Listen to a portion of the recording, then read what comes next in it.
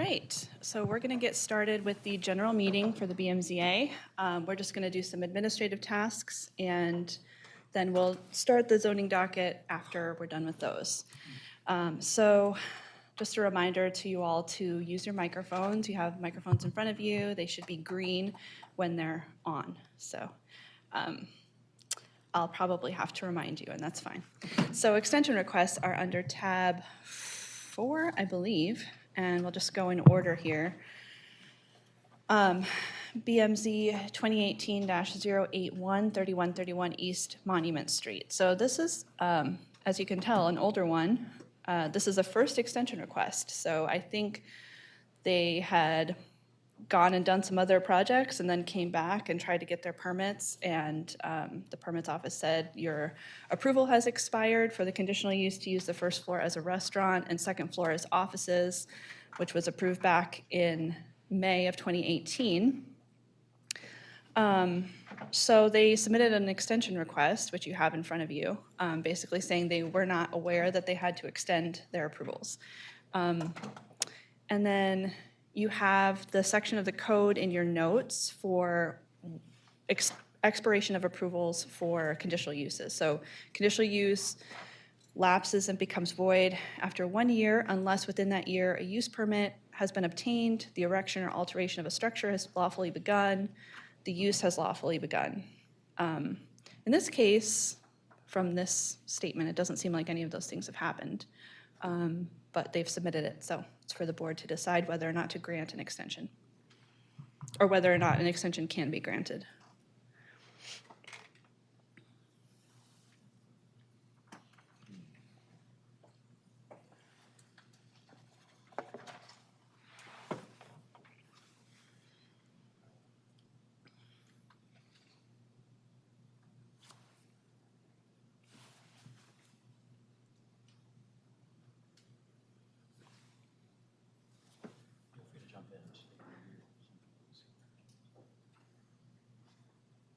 And when you jump in, turn your microphone on. Thank you.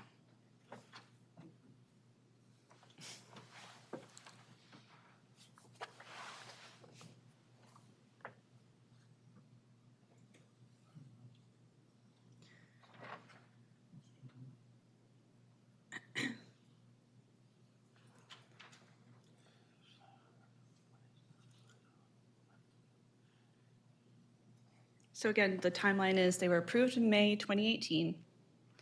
Code says that the expiration of approval is 1 year from the date of its approval unless you've gotten a use permit or you've started altering the structure, or the use has begun lawfully.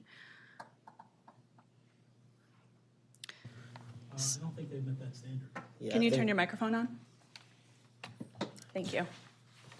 I'll just leave it on. I don't see that they've met that standard. Okay. I'm a no. I'm also a no. No. All right, 4 no's. Too late on the first one. Okay, for the second one, 2021-46, 137 North Belnord Avenue. This is also a first extension request. The conditional use was approved in May 2021 to use the ground floor as retail and restaurant. The extension was submitted August 23rd of 2023. However, in this case, let me see here. I'm sorry, which case is this? This is 2021-046. It's the one that's signed Abraham Misson at the bottom. So in this case, according to this extension request, they have done some framing and demolition in preparation for the use. And they've passed inspection for the HVAC system. So if you look under section 5-407, which is in your notes here, it says conditional use lapses and becomes void unless within the year a use permit has been obtained, the erection or alteration of a structure has lawfully begun, or the use has lawfully begun. So the board needs to decide whether the alteration of the structure for this retail and restaurant use has lawfully begun, and if so, we can then give an extension if the board sees good cause here. It's kind of hard to read. It's small print, but under subsection 4 is what I'm looking at, completed milestones.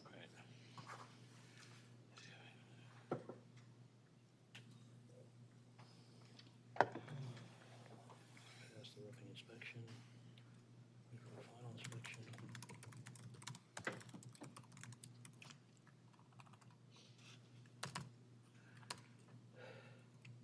It looks like they certainly, commenced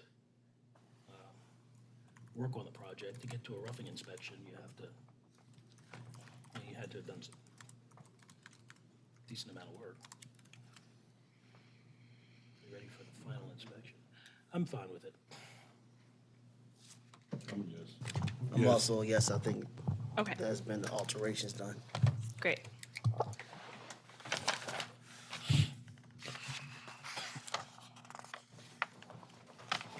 All right, third extension request, 2021-87, 5671 to 5678 Bel Air Road. This is a second extension request. Should be next in your binder. It says on the request that the client's efforts to obtain a development plan approval were delayed due to prolonged engagement with the local community association and other stakeholders related to fencing and landscaping. So the Planning Commission didn't approve the development plan until June of 2022. They've applied for permits, which have been approved and are pending. So they're asking for an additional 12-month extension. This is, like I said, the second extension request. In this case, we're not worried about the expiration of the authorization. We're just worried about whether or not there's good cause.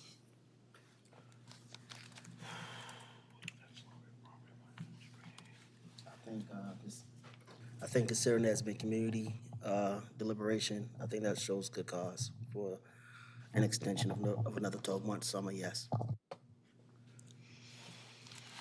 Yes. No opposition, I'm a yes. I'm a yes.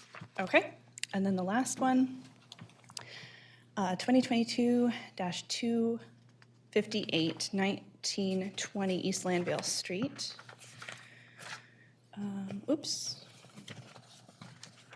Okay.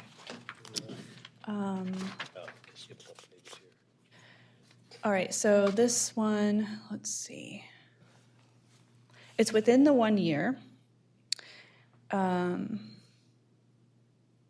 This person says that they had to install another outdoor railing, and they had to put everything on hold for the care of their grandmother.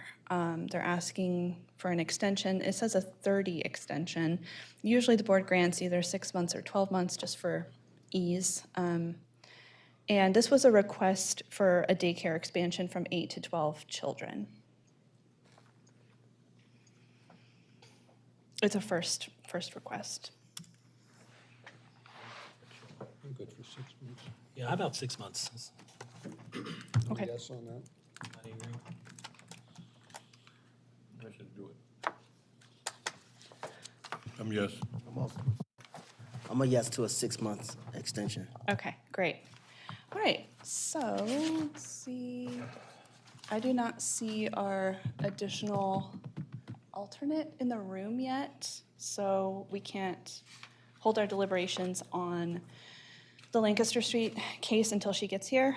She said she was going to be a little bit late, so we might need to wait for a few minutes. But also, before we go off the record, if that's what we need to do, just to talk quickly about the order of the hearings. We can either go through them as is. We do have 15 cases because of all the postponements from last week. So we can either go through them as is, or we could break out the conditional uses first and then the variances second. Whatever the board would like to do, obviously. And I have a little list broken out in, so I heard from Bill, just take them in order. Okay. Yeah, let's take it over. Okay, sounds good. We do have one postponement request, which we could probably call first. And that is all the information I have for you, I think. What's the postponed request? It is for 2023-129. 3214 East Baltimore Street. I believe so. Yeah. What was that? 2023-129.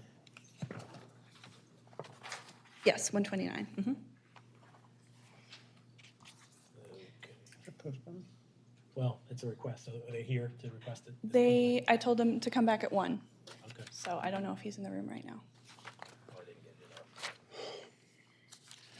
Should we go off the record for a few minutes until the other board member comes? Okay, Yes. thanks.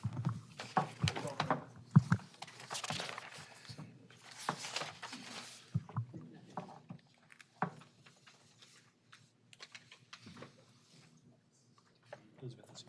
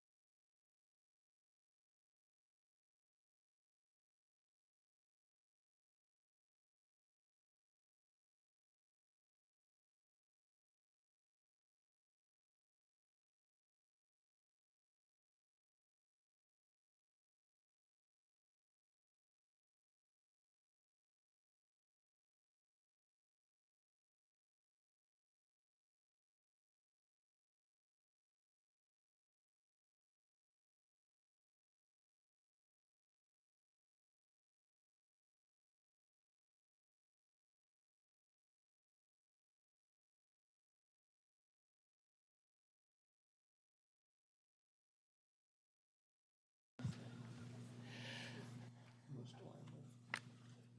Okay. Okay, let's go back on the record for BMZ 2018-150, 1823 Lancaster Street deliberations. This was a case that was heard by the board a long time ago, March 7th of this year. And because of a couple of recusals from the board, we did not get to deliberate on this matter until now that we have an alternate board member who can sit in and has, all the board members have, well, actually, we have 2 board members who are not at the original case. All the board members have reviewed the transcript and the documents in the file that were submitted for this matter. And yeah, I guess I'll turn it over to the chair to kind of go through whatever he wants to go through in terms of this matter. There's kind of a preliminary matter in terms of the completeness of the application, and then the variance standards with respect to the deck.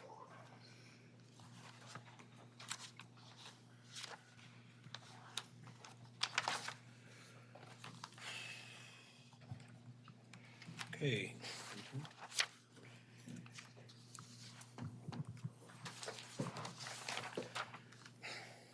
So we were given post-hearing memoranda from both sides.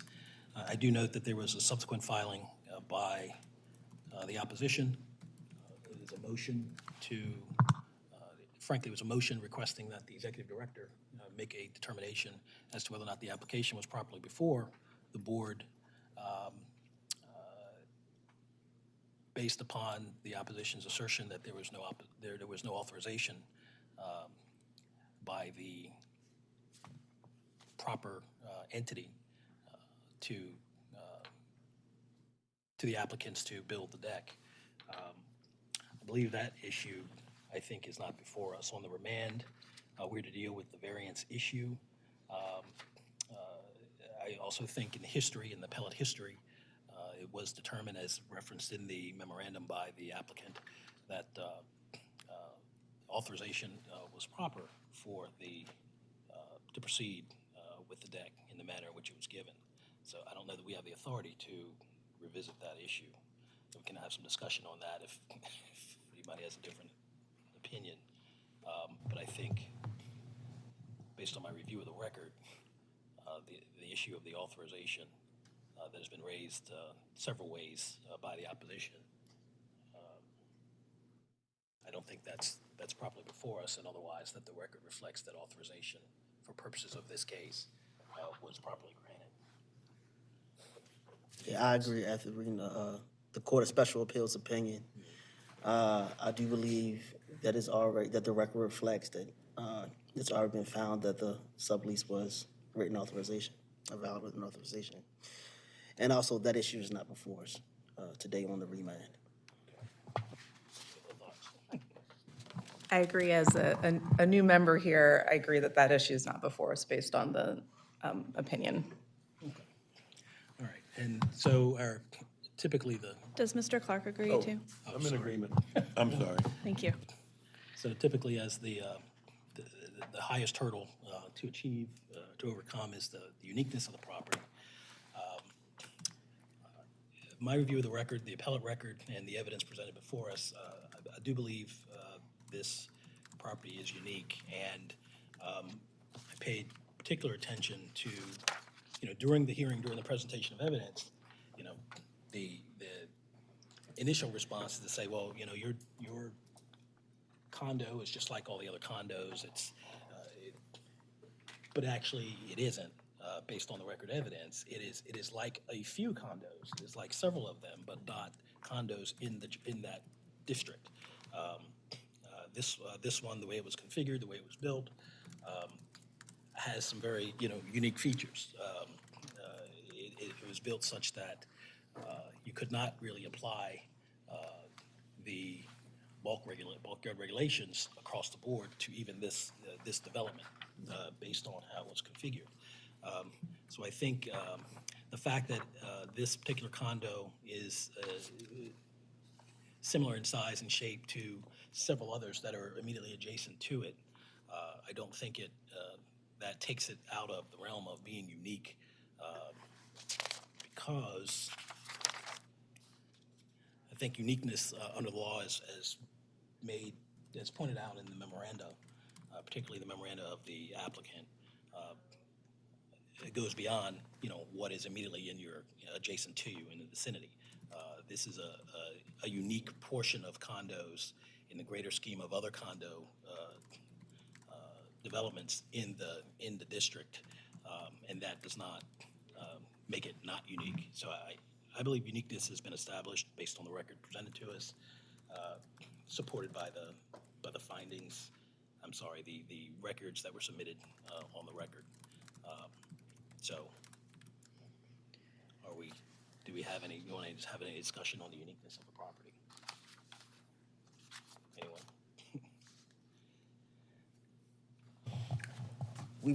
We've already, I think, found that the property was unique. The property itself, the condos, how they sit on the property itself. And it's been our interpretation of the zoning code that we can take all of those things into account when considering uniqueness of a building. I think that the opposition's view of uniqueness was a little too narrow, in my opinion. I'm in agreement with the findings to the fact that the uniqueness was developed early on in the process and carried forward to the present day. And I think that the argument does not hold water.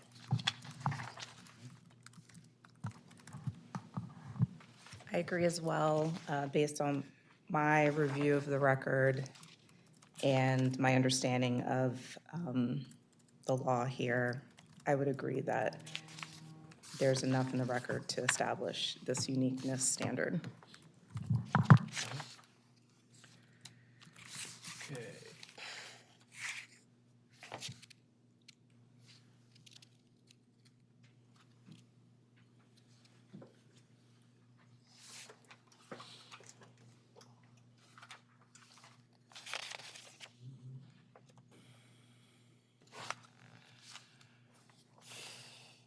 I think there was sufficient evidence in the record also with regard to the element of, or the required finding of practical difficulty or necessary hardship if the applicants were to adhere to the interior side yard requirement.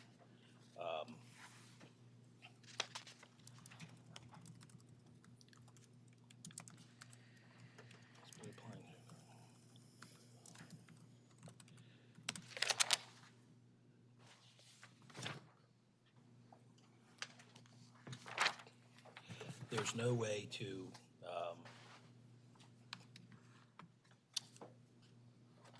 get it within the 10-foot interior side yard requirement.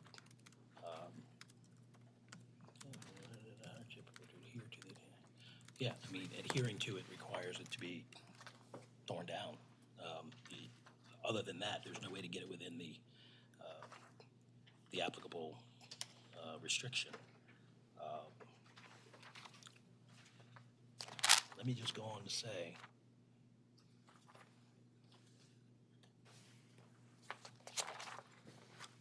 sorry, I had things marked out here, now I'm not finding them.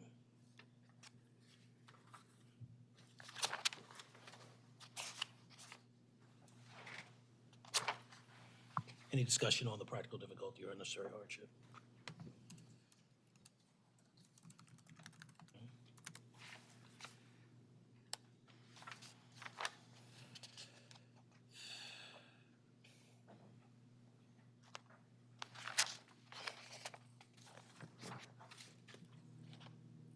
Oh my gosh, excuse me.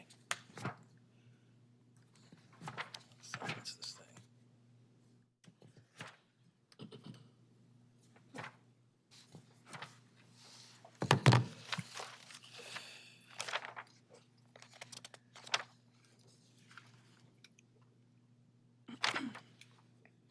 I'm going to defer to the record. I'm going to defer to the submittals and the testimony regarding the practical difficulty and unnecessary hardship. The remaining elements of required findings for variance, I think, are also present. One thing I also want to focus on is the detriment to other property. There was testimony by the opposition, particularly Ms. Spillman, and I recall asking specific questions about what is the harm? How is it impacting the property? And the applicant made note of it in their briefs, post-hearing briefs. The issues that were raised, about noise, about, it's too close, property value. There was an argument that property value was impacted, but I don't believe the record included any expert testimony regarding diminution in value of property, which is one of the things we typically utilize and rely upon when an argument of diminution of value in property is impacted. The difference between, the proximity of the deck to the Spillman's property, as built, and if it wasn't there, is probably no more than 10 feet. And so the issues of that were raised about, noise, people can see, all those things, I think they would be present in any event had the deck not been extended. And the additional length of the deck, I don't believe makes it, I think it's a de minimis increase, if any, in terms of those issues that were raised in terms of the detriment to that adjoining property. I know that the opposition spent some time citing the record and the things that were testified to, but I recall as the testimony came in, and the reason I kept asking the questions about it is because they did not seem to be, appear to me, evidence-wise, to be a basis for saying that there's a significant detriment in light of the existence of the deck versus if the deck was not there. Let me just find a couple of other points and talk about anything else you want to talk about. Can I bring us back to practical difficulty just for a second? In the variance approval standards handout that you should all have, that you refer to all the time, under practical difficulty, there are these two prongs. They're part of the McLean factors from the case law on practical difficulty. So could the board make some findings about these two factors here? And I'll hand this one to Elizabeth because I don't think she has this in front of her. But compliance with the strict letter of the restrictions would unreasonably prevent the owner from using the property for a permitted purpose, or it would render conformity with such restrictions unnecessarily burdensome, and that a grant of the variance would do substantial justice to the applicant as well as to the other property owners in the district, or whether a lesser relaxation than that applied for would give substantial relief to the owner of the property involved and be more consistent with justice to other property owners.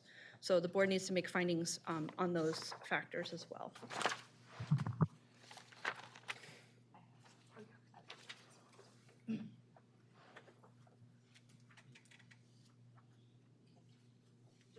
Just to define practical difficulty a little bit further.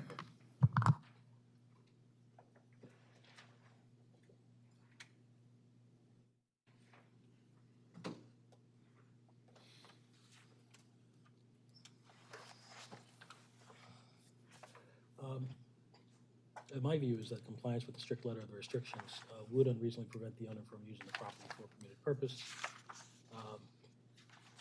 and it would render conformity with the restrictions unnecessarily burdensome for the property owner.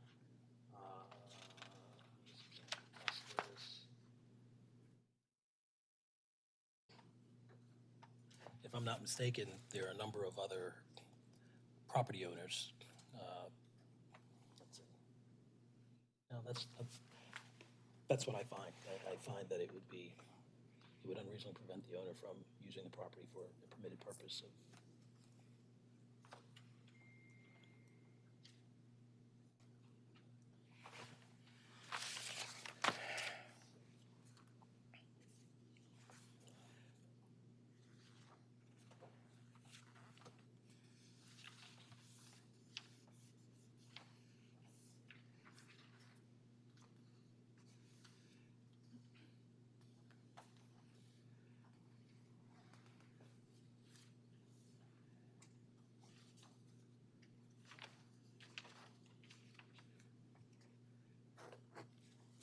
The applicants pointed out that as to the unnecessary hardship, if they were to forego providing the interior side yard entirely, as they are permitted to do so by right under Table 10-401, their deck would come unreasonably and precariously close to touching the wall of the Spillman property, which would result in an unnecessary hardship to the applicants.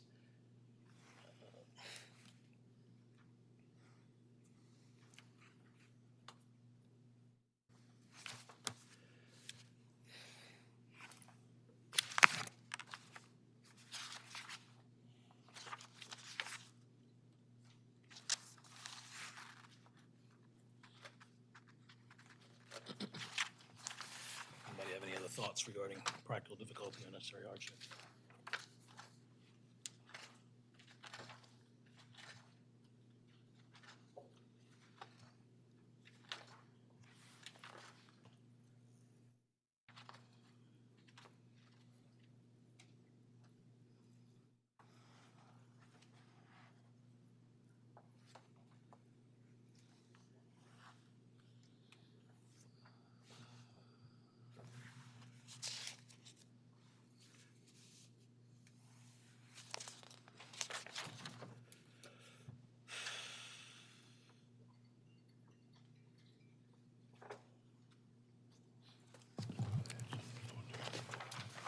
This is, I think this is the portion where I've struggled with the most. Okay.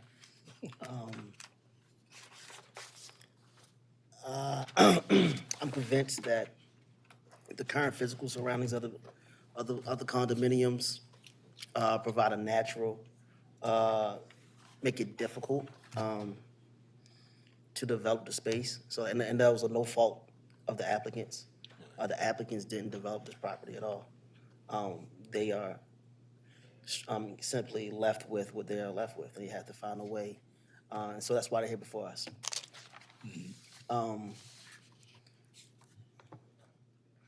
What I'm trying to was giving me the biggest, Pause. a pause is whether or not it's just a mere nuisance, I'm sorry, say that again. whether it's just not just a mere nuisance, or is it really just unnecessary hardship. Like it's a spectrum, and I'm just trying to figure out where this falls on that spectrum. That's where I'm at. How right bad now. is it? Yeah. Is it nuisance or convenience, mere convenience?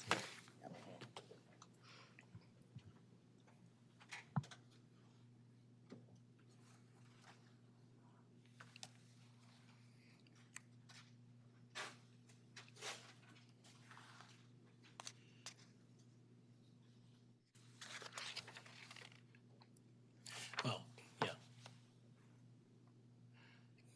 Arguably, you can enjoy your deck, a smaller deck. You could put more people on a bigger one.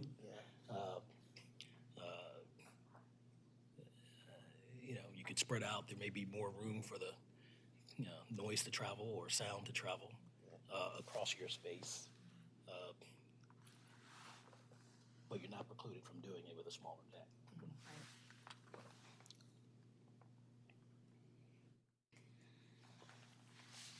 See your point.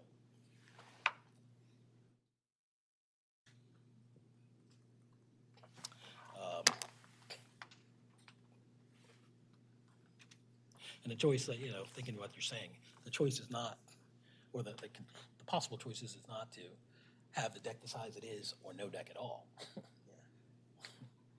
It's deck the size, a smaller deck. Yeah, because the side yard requirement issue.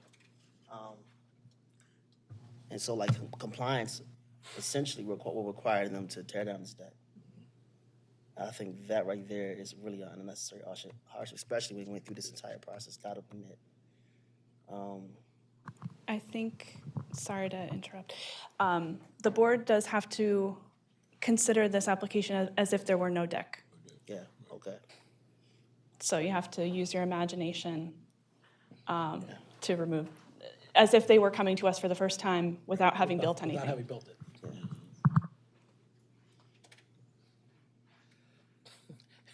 That being the case, you can build it as wide as you want, but within that restriction.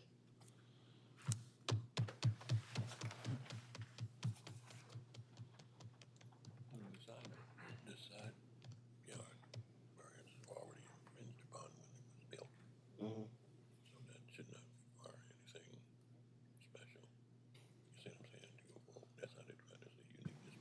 Everybody's got to be on the record be if in you're the going mic. to Gotta be say in the mic. something. You got to Yeah, you gotta speak say into it the in mic. microphone. Gotta say it in the mic. All right, I was asking a question of my colleague here as it related to how it was originally built into the side yard setbacks.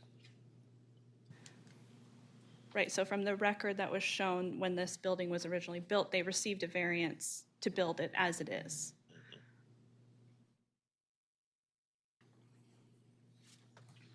It's complicated. It's a complicated case. That's why we spent all day on it. We can read in case law.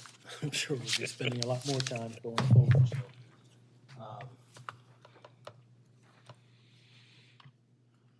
Caused by the code as being created by the-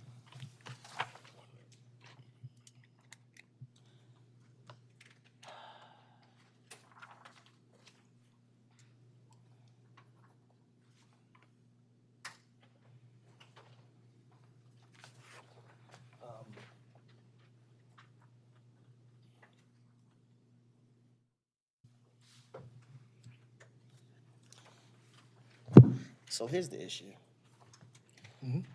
There's already a deck there. They want a bigger deck. Is not being able to get a bigger deck, is that an unnecessary hardship? Whoa. It's like not being able to build, to extend my deck because the zoning law would disallow it. Is that a mere inconvenience, or is the practical difficulty? Because if you already have a deck, not like you can't build a deck at all, you just can't have a bigger one compared to your neighbors. That's the issue. Well, yeah, and I think that's where you're going initially.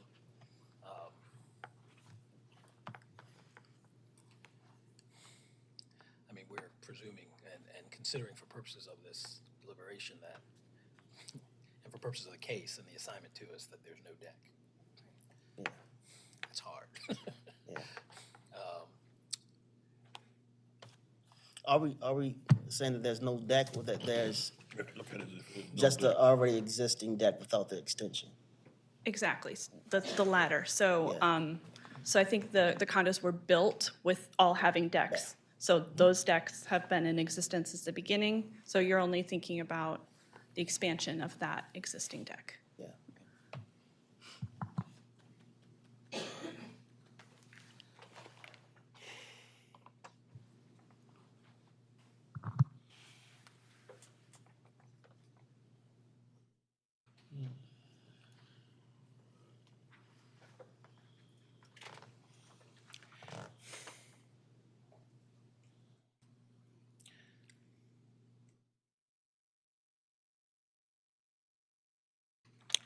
Well,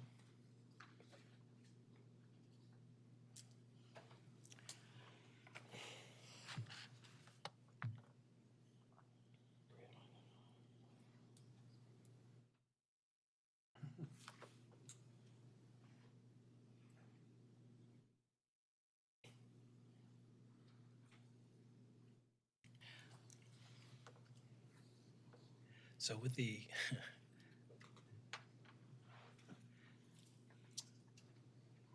How far do the existing decks extend into the yard? I think that they are, well, you can check the record. I think they're flush with the existing Okay. building and don't extend out, but Okay. yeah. From what I remember from the record.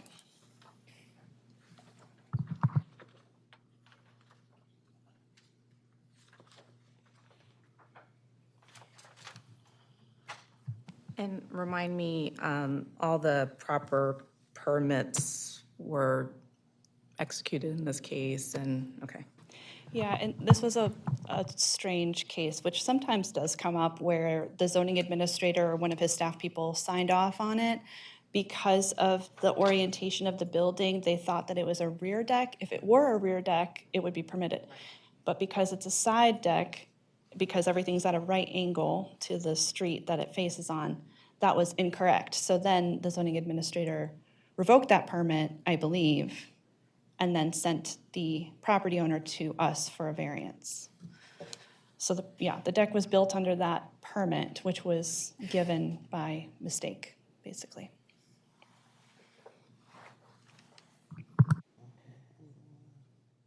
If we take the position that or if we go back in time and the extension had not been built on it, and the applicants came to us looking for a variance to extend the deck, which is, I think, effectively where we are, and then running through the elements of the variance standards, we could find uniqueness, and which we have. Then you get to the unnecessary hardship or practical difficulty.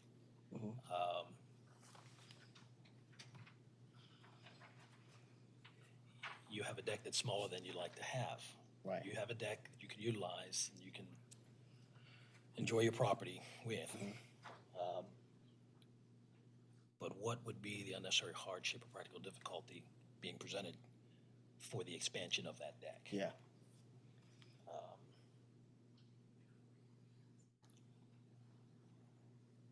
That's, I think, a tall hurdle that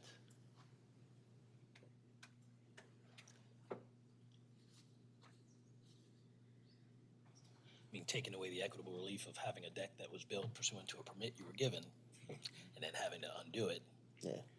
which for purposes of the variance standard, this analysis can't really consider that you have to tear it down. Yeah. So as we're considering the practical difficulty of complying with the zoning code, I think we have to consider the unique physical surroundings and layout of these condominiums. Yeah. And how they also are a part of the practical difficulty of maintaining compliance with the zoning code. Which was allowed early on in the process. Yeah. Right.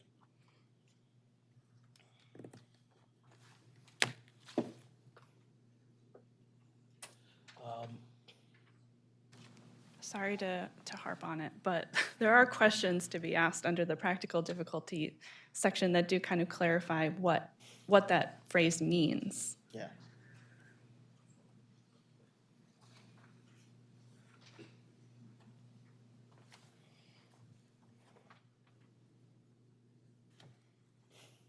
Well, in question 3, for example, is the unnecessary hardship or practical difficulty caused by the code or has been created by the intentional action or inaction of any person who has a present interest in the property.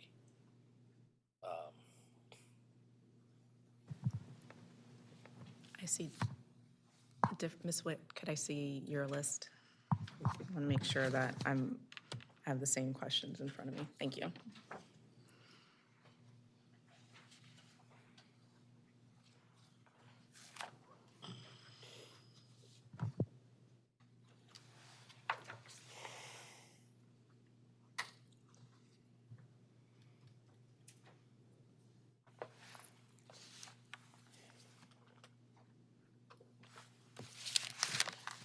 Which I like how it was phrased in here.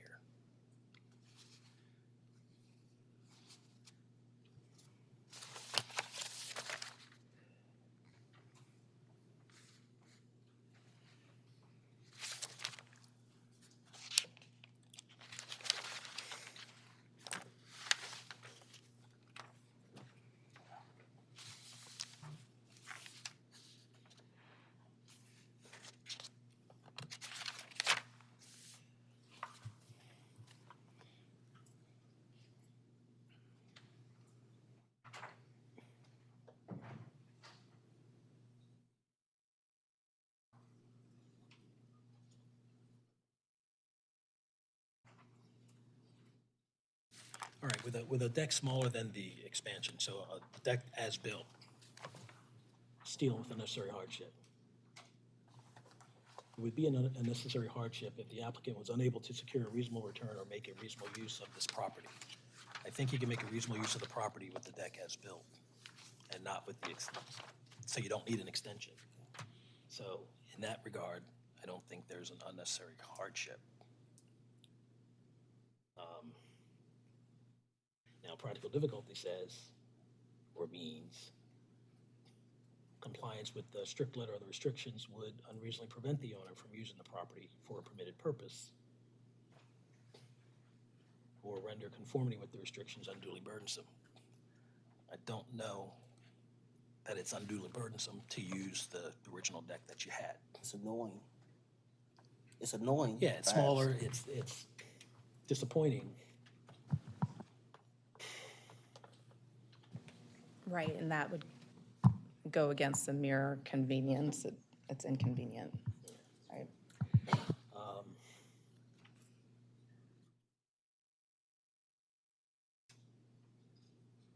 So if you don't have an unnecessary hardship or practical difficulty, you don't have to find whether or not that's caused by the code. Right? It's an element.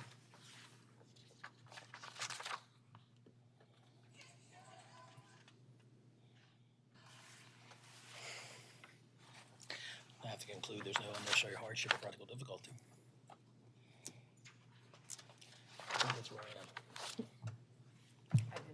I'm gonna have to conclude, for me, that there's no unnecessary hardship or practical difficulty. I agree. When I reviewed this file, that was the standard, or the element that was the most difficult for me to wrap my head around as well. Yeah, and again, for purpose of the analysis, there's no way to weave into the fact what we know happened here. Right. You built it pursuant to an approved permit that arguably should not have been issued, but here we are. So without that finding of unnecessary hardship or practical difficulty, I have to be a no.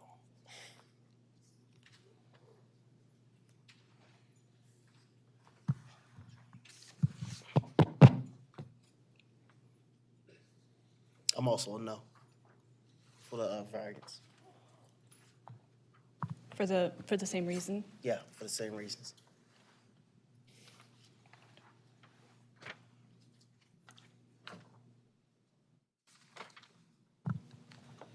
I agree. I agree that I don't know if there's sufficient evidence in the record to establish that particular element, unnecessary hardship. And I'll just say for the record, since appellate court likes to have more complete records, it's that element that I find lacking. You know, the others, I think, Yeah, are I have no, satisfied. yeah, I think the only thing that this is a bummer. Yeah, yeah. So, I mean, It's also shameful in the city that we allowed them to get the permit and they have to go through this process. I think it shows how terrible some record keeping in the city has been and how much more attention needs to be paid to it. But we are restricted to, following the zoning code. okay. So I heard 3 votes. Mr. Clark? I had questions about an understanding, needing a little understanding.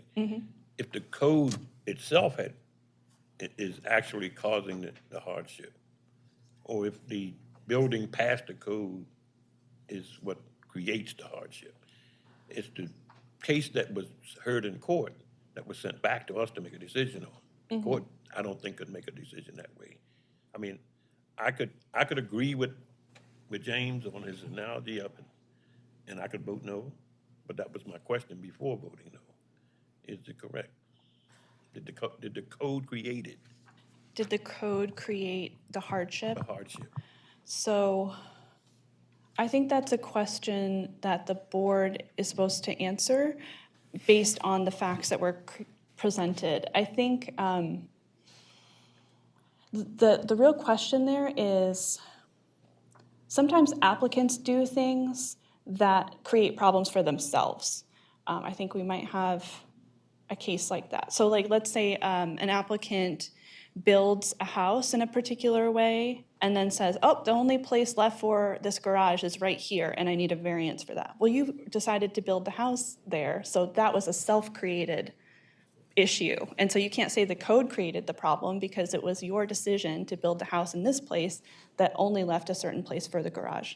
So that's kind of what that question is in the standards, is whether this is an issue that was created by the code or whether it's an issue that was created by the applicant. In this case, it's something for the board to answer. I can't answer that question because it's kind of a question of fact, I think. And so And without the facts, it's a hard question to answer. I mean, as we see it, the applicant is standing in for the condominium association owner who originally built and developed this funky building with a funky organization. So in that sense, the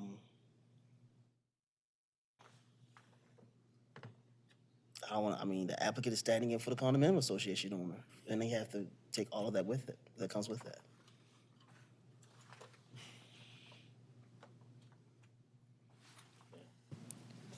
All right, so just to wrap up, we have 3 votes no. Do you want to abstain? Do you want to vote yes or no, or what would you like to do? Mind if I abstain? Okay, you can abstain. So in this case, and also Mr. Cunningham, Yeah, I'd like to know for the record that I abstained due to a conflict. right? Okay, so we have 3 votes no, 1 abstention. So the application is then denied. And I'll get the record ready for an appeal. Okay.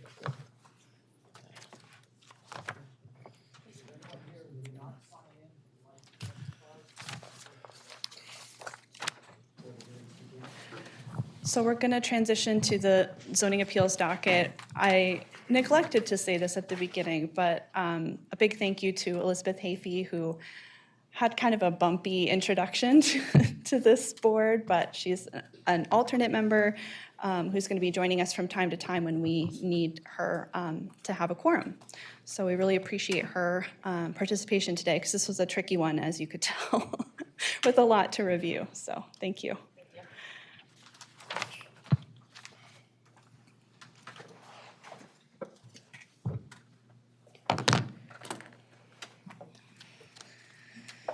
All right. We ready to move forward? Okay. All right, so I will introduce the, thank you, the zoning appeals docket. Good afternoon and welcome to the zoning appeals docket for the Board of Municipal and Zoning Appeals. My name's Becky Witt. I'm the executive director to the BMZA.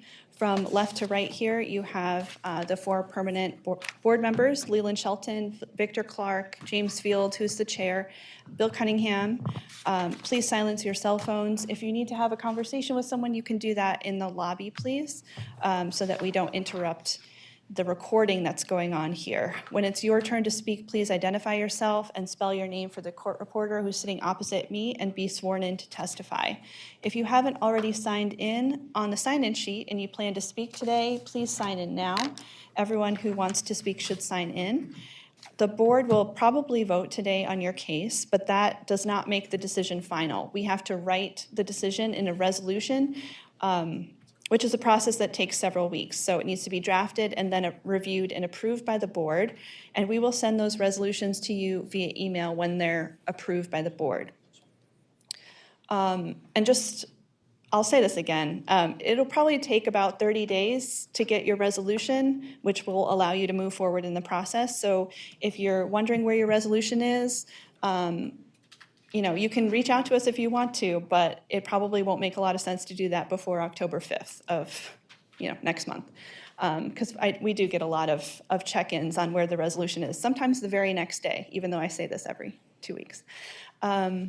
If you're unhappy about the outcome of your case, you can request reconsideration within 10 business days of the issuance of the resolution. So when you receive it, you have 10 business days to request reconsideration. And you also have the right to appeal the board's decision to the circuit court within 30 calendar days of the issuance of your resolution. And I think, Mr. Chair, we have one postponement request. I believe that was 2023-129. Yeah, if Mr. Lewis is here. Oh, here he is. Good afternoon. My name is Mark Lewis. That's Mark, M-A-R-K, last name Lewis, L-E-W-I-S. And I am here to appeal for zoning for my property, 3214 East Baltimore Street. I was speaking with Ms. Witt earlier, requesting a postponement, but I don't know if I could act on behalf of my wife, who is the actual appellant? Because, You're here for her, so sure. okay, so then I wouldn't need to postpone. I could present the information? Okay, great. Okay, never mind. You'll have to be called in order then. All right. Sorry? Yeah, thank you. All right, never mind. Okay. Okay, as Ms. Witt indicated, we will endeavor to deliberate on your case at the conclusion of your presentation.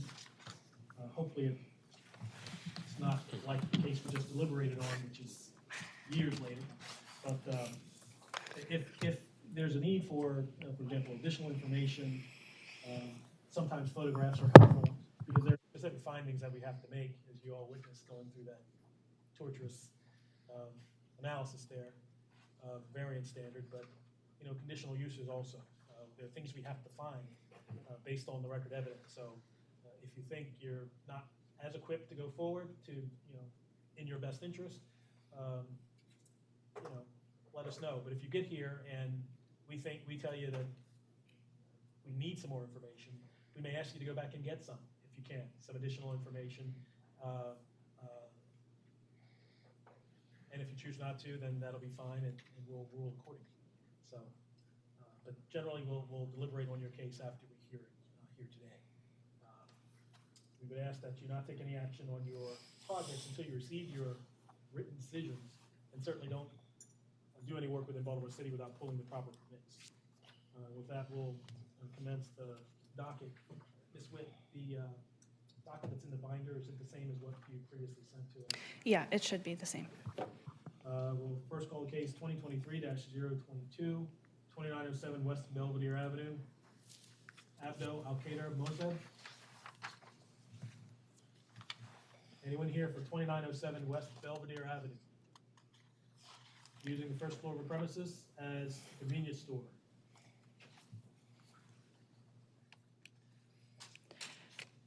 Okay. All right. This is a second failure to appear, so. I'm sorry? This is the second time this person has failed to appear. All right, well, note that, and we'll see what we do. Okay. down the road. Moving on, case number 2023-031, 3106 Oakfield Avenue. Miriam Dea Temple. Come on up, ma'am.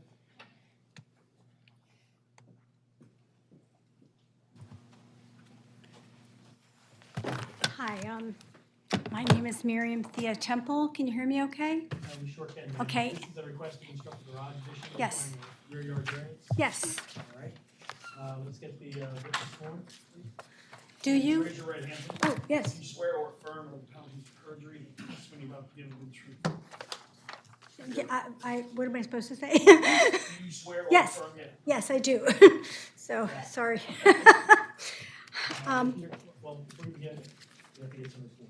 I want to ask you, did you get my letter, the letter because I have hard copies if you would like a letter from the engineer. Okay, just hold on. We'll Okay. get the reports and we'll know what else it is we need to take.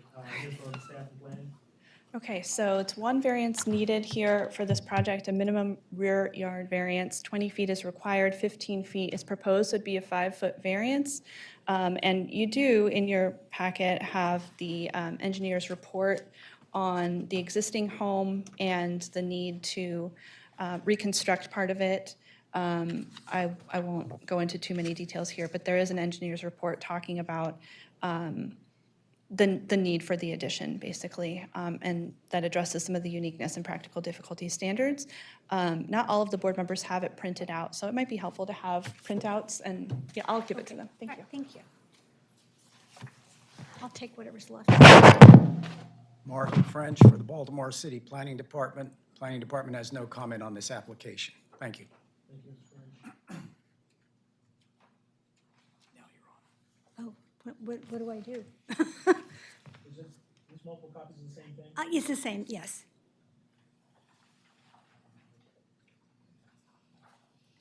I think there's some back, if I could have that from what's left over, so I have a copy, please.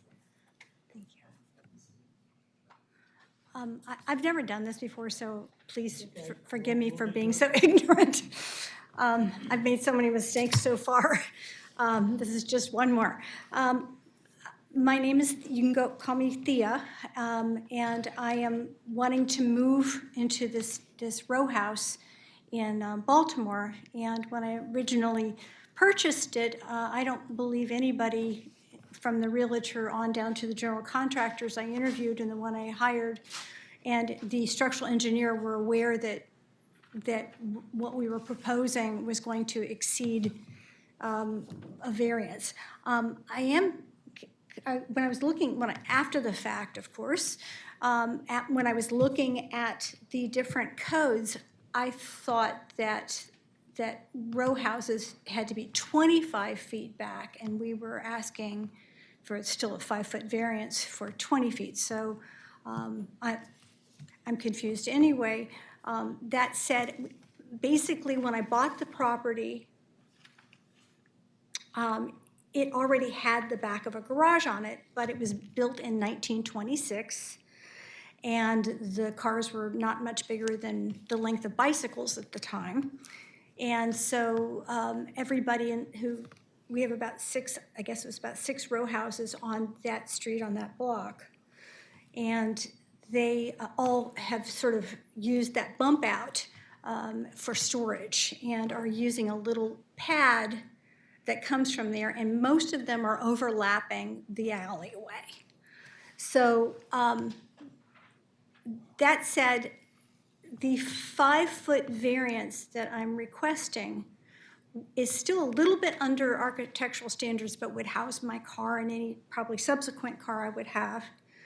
And it turns out what makes it unique is that when we had the structural engineer out, he found that, this is where the uniqueness comes in, unlike the other 1926 row houses on my block, mine, the whole back end was crumbling to a point where one potential inspector came out and said, I used to work for zoning and I would condemn this part of the house.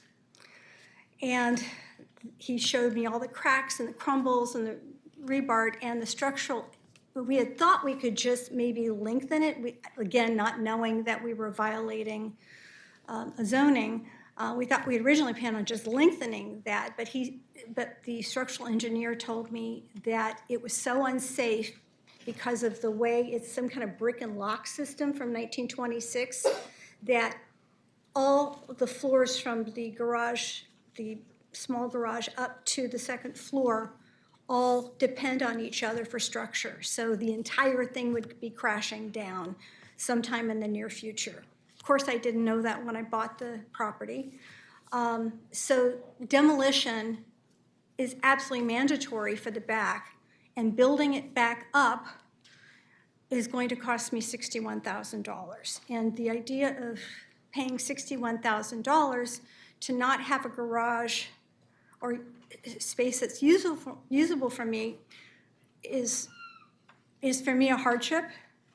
And I am I'm going on 68 years old. And I had wanted that as a single woman, just to be able to drive my car right into my garage and then just, close the door and make it as safe as possible for a single woman who's getting older by the day. And there's also the possibility that down the road, I may end up having to inhabit the entire basement and live on one floor. And I wanted just to be able to come in the garage and go to that one place, because I plan to go old here until they put me away. So anyway, so that's what I need. We had already demoed it before we found out that it's violating 5 feet. And like I said, the thought of rebuilding it and making it not usable for myself at $61,000 makes me want to cry, okay? So that's all I can say. So I thank you for your time. If you have any questions, I will answer them to the best of my ability.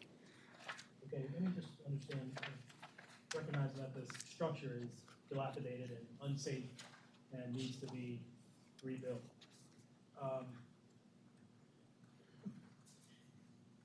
This report supports that. Your microphone. Sorry, he already came out and yelled at me once, so. Hang on. You're seeking to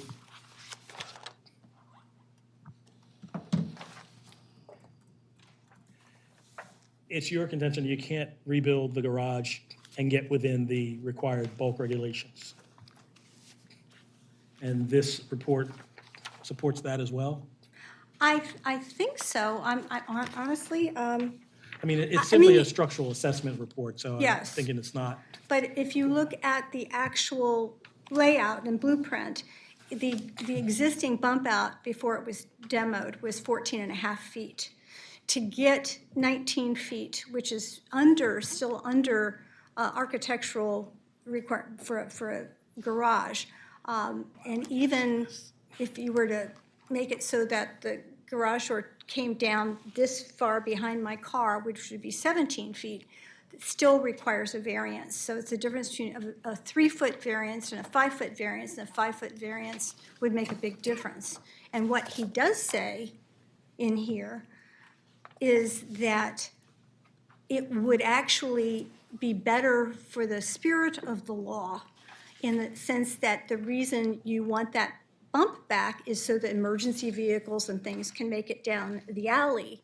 But my car would actually be further off the alley than the cars that are currently using pads in the back.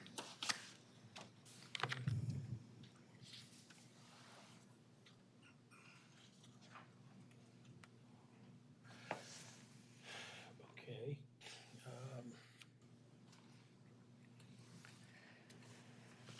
And you said this lot backs to woods? It is. It's just some city land that's just wooded across the alley. There's nothing there. A lot of people actually park. I hope I'm not getting anybody in trouble, but a lot of the people actually park on the side across the alley on the side of the little hill of the woods right there and just, park there on a regular basis. Okay.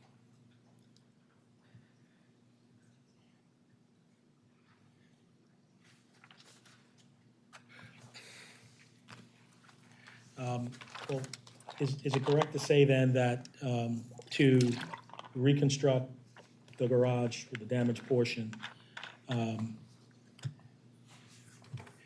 given the materials and given how it is you need to construct it, as evidenced by the structural assessment report,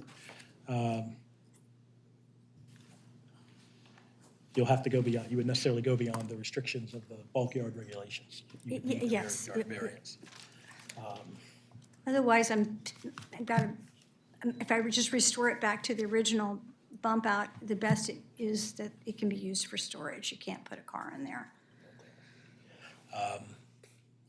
And Ms. Witt, am I correct that the board is entitled to consider the structure of the building at issue for purposes of determining uniqueness of Yes. the property as well? Okay.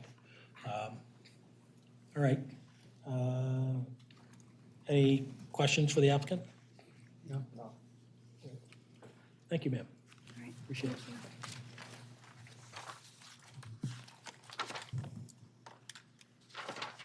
So the variance standards, one, we know that uniqueness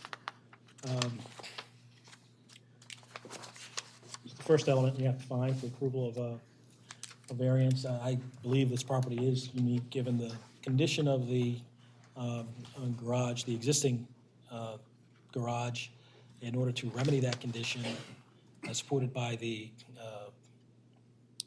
Geoterra engineering report, there's a certain way this has to be constructed to make it safe, and that reconstruction in and of itself would eclipse the bulk regulations. So I would say that this is unique. I would also say it presents an unnecessary hardship, practical difficulty. unnecessary hardship because the applicant cannot make use of the property in that garage in the condition that it is, without the change. And that has not been created, that unnecessary hardship and practical difficulty has not been created by the applicant. The purpose of the variance requested, based on the presentation, is not based exclusively on a desire to increase the value or income potential of the property, but rather to make it usable, make it safe. No evidence in the record that the variance would be injurious to the use and enjoyment of any other property in the immediate vicinity. In fact, the applicant identified or testified that her car would be further off the pathway for uses such as emergency vehicle use. I do believe that the variance requested is in harmony with the purpose and intent of the city code, and that the variance would not otherwise be detrimental to or endanger the public health, safety, or welfare, or be in any way contrary to the public interest. I'm a yes. I'm a yes. Yes. I'm also a yes. I just want to echo that considering that this is a property that already has a garage that's in a significant state of disrepair, I think that makes it unique compared to other homes in the surrounding area and the neighboring properties. And because of that uniqueness, it will present a practical difficulty for her to rebuild this garage, which has to be rebuilt because it was on the verge of being condemned. It would be a necessary hardship to build into within the zoning code because it will essentially require her to build a garage that is not functional for a car. So I think that's a practical difficulty, and for those reasons, I'm a yes.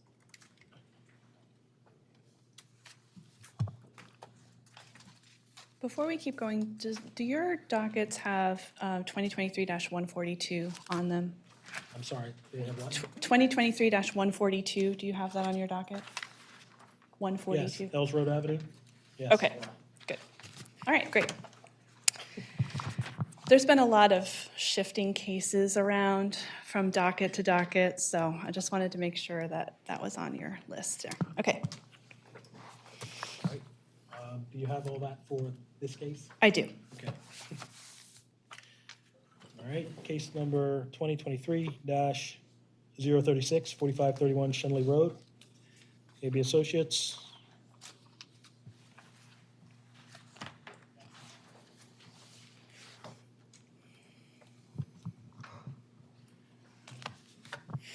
Good afternoon, Mr. Berry. Good afternoon. This is a request to divide into 2 lots and redevelop a 3-story, single-family dwelling, semi-detached, on each lot, requiring a front yard and side yard variance. Is that right? That's correct. All right. Let's get the party sworn. All those who testify, please raise your right hand. You swear or affirm that the testimony that testimony you have to give will be the truth. I'll hear from staff and planning. Okay, so it's in your notes as 2 variances being required here, minimum front yard and minimum interior side yard. I think we've decided, though, that even though the proposed houses are 12.5 feet back from the front lot line, that because it's the average, it goes along with the average block face, that you actually don't need a variance for that. Is that correct? Okay. So we are only looking at the interior side yard variance requests on each side for each property. So the request is to subdivide this existing lot into 2 lots to construct a semi-detached dwelling on each lot, which would require a 5-foot variance to have 10-foot side yards on each side, as opposed to the required 15-foot side yards. As the board probably remembers, we've heard this request partially before and postponed at the request of the appellant to get a little bit more information on the economic factors involved here. I think if you were looking at a previous version of my notes, I said nothing new had been submitted, but now something has. I think it was submitted on Friday afternoon. So it should be in your packet to look at more information about the economic factors involved in this request, which I'm sure Mr. Berry can walk us through in a little more detail. Okay, thank you. Just to refresh the board's memory, Planning Department has reviewed this application. It did note that the side yard setback requirements for semi-detached dwellings would require a variance of approximately 5 feet to each side, because if the variances would not be granted, the largest building or widest building that could be built on each lot would be about 11.5 feet wide, which is practically not something that the city wishes to encourage, that narrow a building for a residential purpose. The other thing that the department wishes to note for the record is that subdivision and development plans require approval by the Planning Commission, and therefore the department recommends that approval of this application, if granted, be subject to the conditions that all development of this property, including landscaping, is completed or installed in accordance with the subdivision and development plans to be approved by the Planning Commission, and with architectural plans and designs approved by the Planning Department. Thank you. Thank you. Mr. Barry, you in agreement, your client in agreement with those conditions? Yes, in fact, we've already submitted for subdivision approval to the Planning Department. Preliminary comments were received in May. There were no substantive comments by any city agencies that can't be met. I think the Planning Commission, not going to speak for them, but I think they're waiting for this outcome of this hearing to proceed with the final subdivision approval. Okay.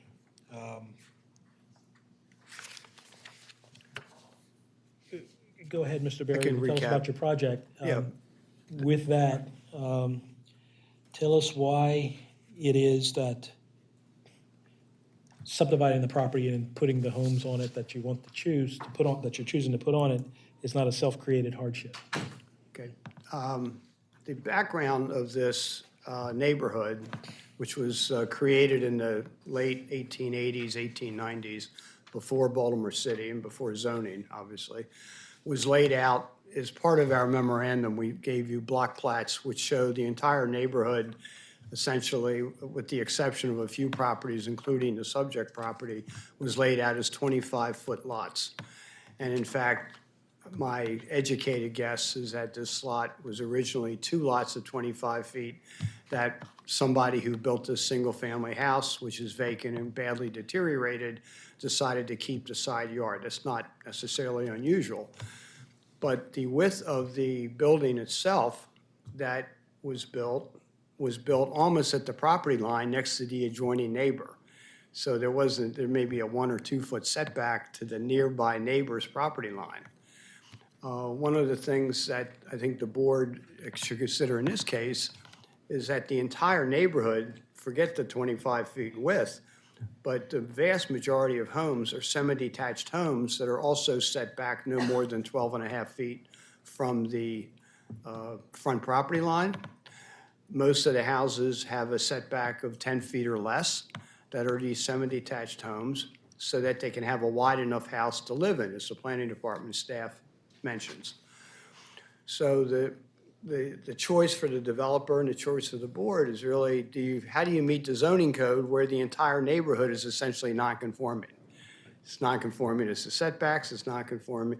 We're proposing to reestablish the original lot line, which was there, creating these two 25-foot lots. A semi-detached house is a permitted use in that zone, but requiring a 15-foot side yard setback, which would leave 10 feet to build a house, which is impractical. So our argument is that the code created this situation. The neighborhood itself is made up of houses that, and I think we showed you some schematics of the elevations of the buildings. You can see the immediate neighbors are all very similar to this. We'll actually move the new house further away from the adjoining property to the north by doing this. And during this process, we met consistently with the Neighborhood Association, Evergreen Association, and we arrived at a series of conditions as to design and so forth.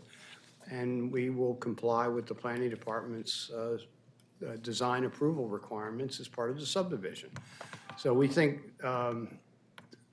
to get to the point, I think we meet the practical difficulty and uniqueness of the property. Number one, it's one of the few 50-foot lots in the neighborhood. The practical difficulty is caused by the zoning code and the historic pattern of the neighborhood. It's not caused by the developer. We did ask Mr. Adler, who's here with me, to look at what it might cost to just build a single-family house, tear down the deteriorated vacant house and build a single-family house. And given market conditions in that immediate neighborhood, he would incur about almost $100,000 loss by doing that. To take down the house, soft costs, engineering, everything else included, and given the square foot price per house in that market, basically it's less than $100,000 probably loss. Whereas this case, we can build 2 affordable houses side by side, permitted by the code. We have 2 parking spaces per house. It meets the height requirements. And we're only asking for a 5-foot variance on either side, which would improve, as I said earlier, the one existing condition. And the applicant's here if there are any questions about the economics. I think I've heard enough. Any questions for the applicant? Okay. No questions. All right, thank you. Appreciate it. So we're here for, again, solely the interior side yard variance? There's 2, there's one on Two, each side. One for each side. All right. Based on the presentation and the testimony and the record submitted, do you find this property is unique, given the layout of the lots, the width, the configuration of the lots? They originally, I guess, 2 25-yard, 25-foot lots, and there's not a lot you can do. I understand that from Mr. French that, again, the city does not encourage the building of properties that really are not functional. You can't build something only several feet wide, 11 feet wide. So I think for the reasons stated by Mr. Berry on the record, this property is unique, as well as the unnecessary hardship. Testimony was that, frankly, the applicant could not secure a reasonable return if they were to simply demolish and rebuild the single-family home on the lot. And we don't ask folks to take a $100,000 loss just to stay within the zoning guidelines. In any event, to return it to and make it consistent with the way the neighborhood is situated, I think that's an unnecessary hardship to comply with the existing code. That unnecessary hardship, I think, is provided by the code and not based on any intentional or action or inaction of the applicant. Although it is the intent of the applicant to subdivide the lot and build 2 homes, that seems to be the most viable use of that property to be developed. The variance would not be injurious to the use and enjoyment of other property. I think Mr. Berry mentioned that you'd actually have a little more space between the properties than you otherwise would. The variance is in harmony, I think, with the intent of the city code, and it's not a detriment or otherwise will endanger the public health, safety, or welfare. So I'm a yes for this application. I'm a I'm a yes. yes. Okay. I agree with those reasons. I'm a yes. Yeah, we need to take, do you have all that? Yes. Okay. Did you get Yes, I have Mr. all that. Clark's? We're going to go off the record for a couple minutes. Okay.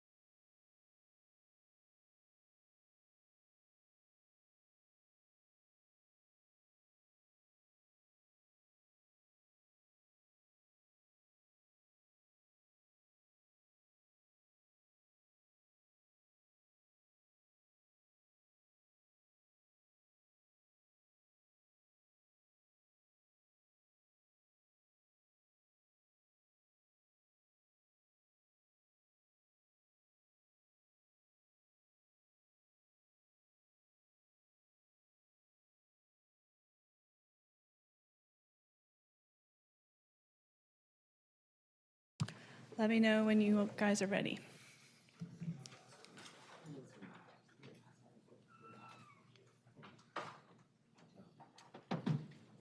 Give us 45 minutes.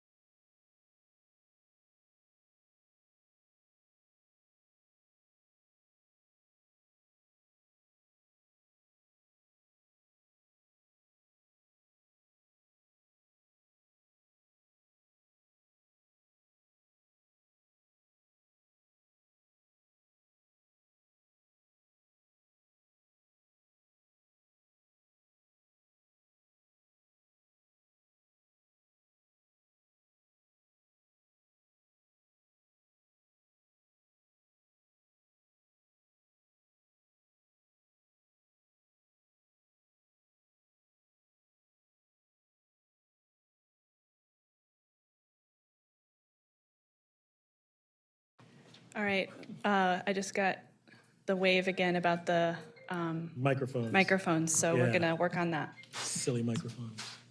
Sorry. Yeah, so the microphone, it's green when it's on, okay? All right, if it's red, that's not good, just like traffic. Okay, And if you don't look at it at all, it's neither color. yeah, that's extra bad. Okay, 2 variances are requested here according to our staff report. Minimum rear yard, 20 feet is required, 10 feet is proposed to be a 10-foot variance, and maximum lot coverage, 80% is allowed, 87% is proposed, so be a 7% variance requested. I do not agree with that. Okay, that's fine. Sorry, so there are 2 existing structures on this lot. There's a main house and there's a carriage house. So the carriage house is already against the rear lot line. I Alright. know that the BMZA signage says a rear addition. It's actually an addition towards the rear. It's in the rear of the house. There's a set of plans for everybody to look at. Okay, But yeah, Mr. French can give his report. sorry. Planning Department reviewed this application. This is comments from May of this year.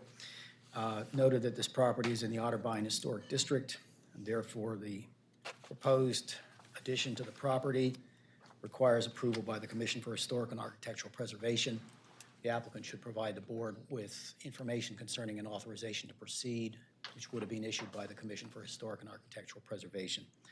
And if the board was to approve the application, the department would ask that it be made conditional upon completion of all improvements, including landscaping, in accordance with the authorization to proceed that would be issued by the Commission for Historic and Architectural Preservation.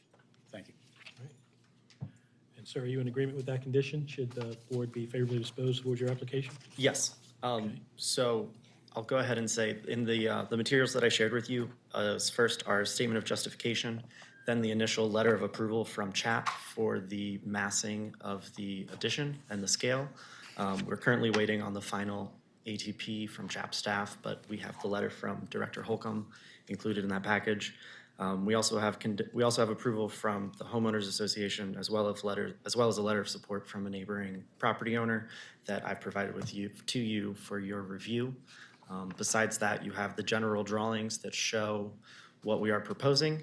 So our clients purchased this property. It is in the Otterbein Historic District. It's one of the infill homes from the 1980s. There's currently a 4-story main structure on the front end of the property and a 3-story carriage house structure on the rear of the property. They are currently connected by a 2nd-story deck. In the past, the house has been used as a main residence at the front and a rental property in the rear. Our clients purchased the property. They are no longer going to rent the rear of the home. They want to use it as one continuous space for themselves. So we are proposing an addition that will be between the existing 4-story structure and the existing 3-story structure. And if we were to follow the current 80% lot coverage rule, that would only allow us a 7-foot wide hallway, essentially, from the front structure to the rear structure. So we are requesting a 7% variance to knock us up to 87% lot coverage to allow for a 12-foot connection from front structure to rear structure so that the clients have more usable space. They both are academics and they'd like to use this as office space so that they can just better function in the home. Also, the footprint of the proposed addition is the size of the existing deck. I know an elevated deck does not count as lot coverage currently, but we did maintain the side of that so that we will not be encroaching towards the side property line any further. To the left of the property, or to the side of the property, I'm sorry, is a public walkway with a heavily planted garden zone, and we will not be encroaching any closer towards that with the proposed addition.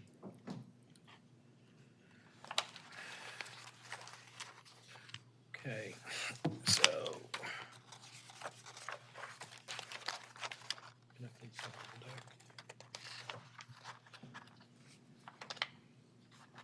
So in response to the question in the application about what is unique about the conditions, you've noted the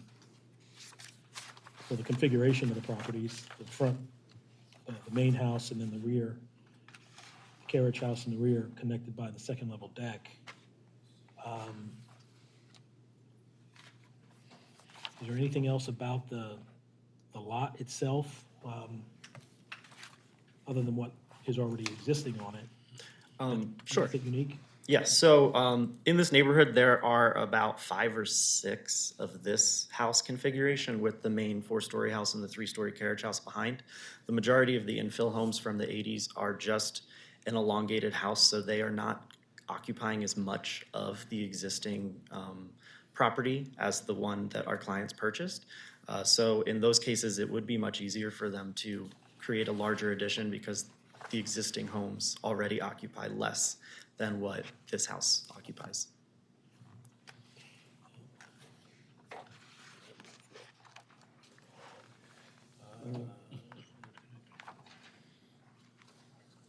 And the area in between the two structures is currently an enclosed courtyard the wall's been there since it was built in the 1980s, since the house was built, and that is a standard feature of this type of home in that neighborhood.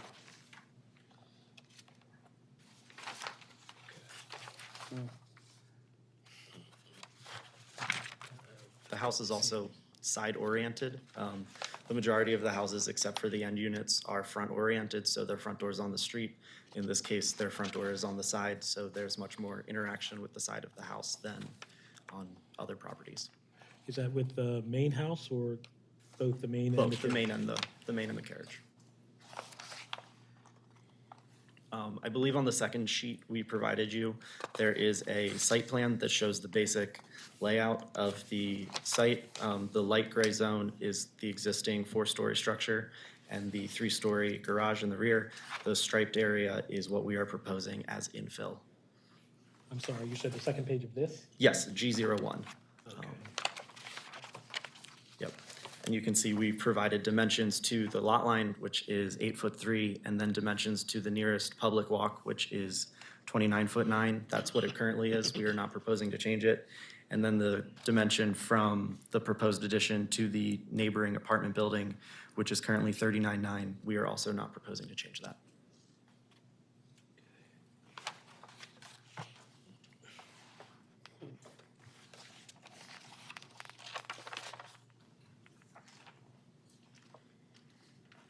Other than you said there are about 5 other houses that are situated like this? Yes, and they have all filled in between. They've all filled in, but not to the degree that you seek to fill it in. No, actually, the majority of them have filled in to 100% lot coverage, and we are only requesting 87.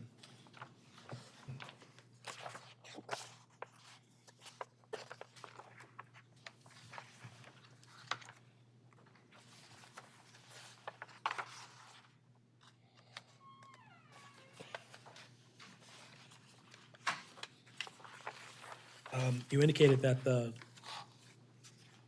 your clients who seek to utilize this space that you want to construct, you want office space? You said they basically want larger space. Yes, if we were to construct this under the current variance, it would be a very expensive hallway from the front of the house to the back of the house. Because 7 foot wide, you have space for a desk and like minimal passage zone. They would like to create truly usable space for them and their family. That's why we're proposing the 12-foot passageway rather than the 7 foot, or we're requesting. So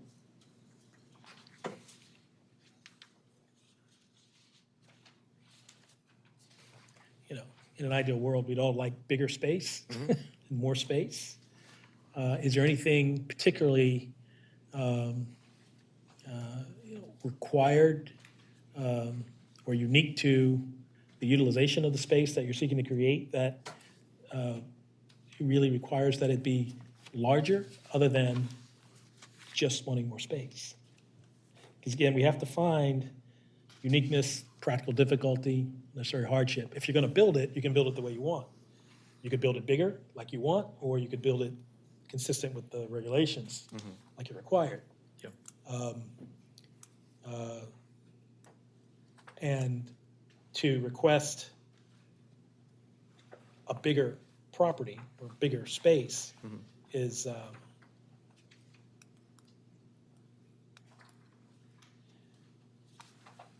fine, but you need to demonstrate to us some unnecessary hardship or practical difficulty in keeping it to the required space versus,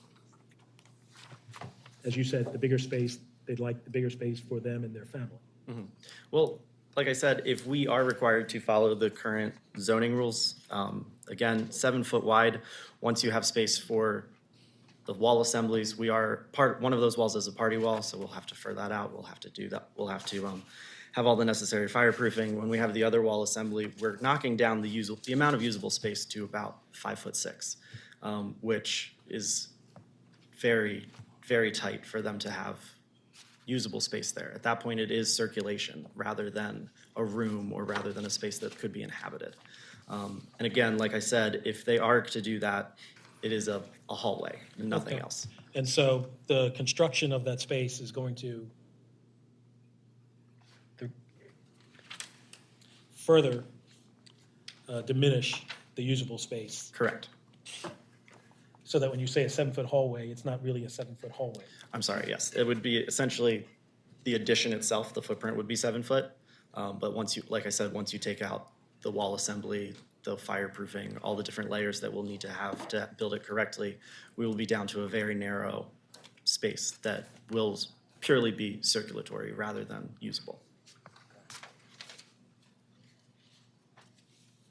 So, with just a few extra feet on each side, that could really transform this addition from being, like you say, barely functional to being an actual rear addition.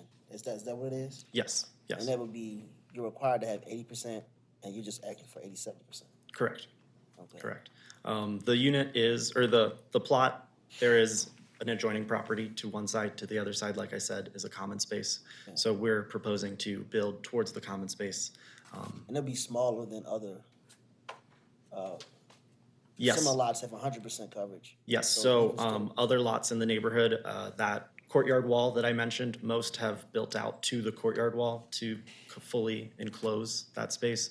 We're proposing to maintain a distance from that courtyard so that the experience of anybody walking by isn't drastically changed. You won't be immediately next to a tall vertical face. You'll still be next to the brick wall that's currently there.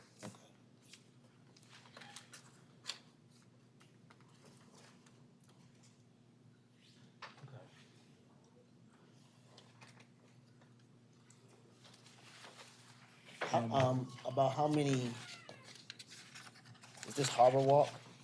Yes, this is part of the Harbor Walk Do Tunnel. you know how many units are in that condominium community?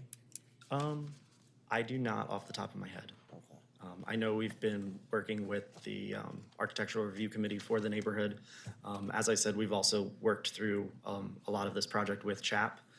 We've made some changes and some revisions based on their comments, based on their concerns. So we've been very much in talk with a lot of the people in the neighborhood.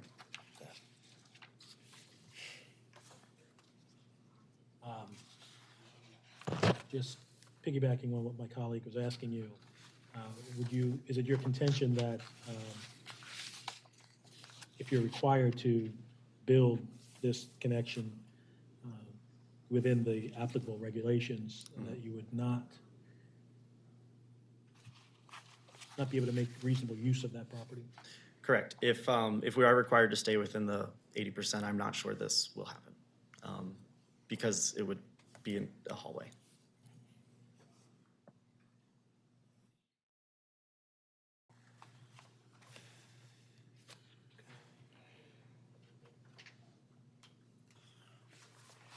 All right, any more questions for the applicant? No.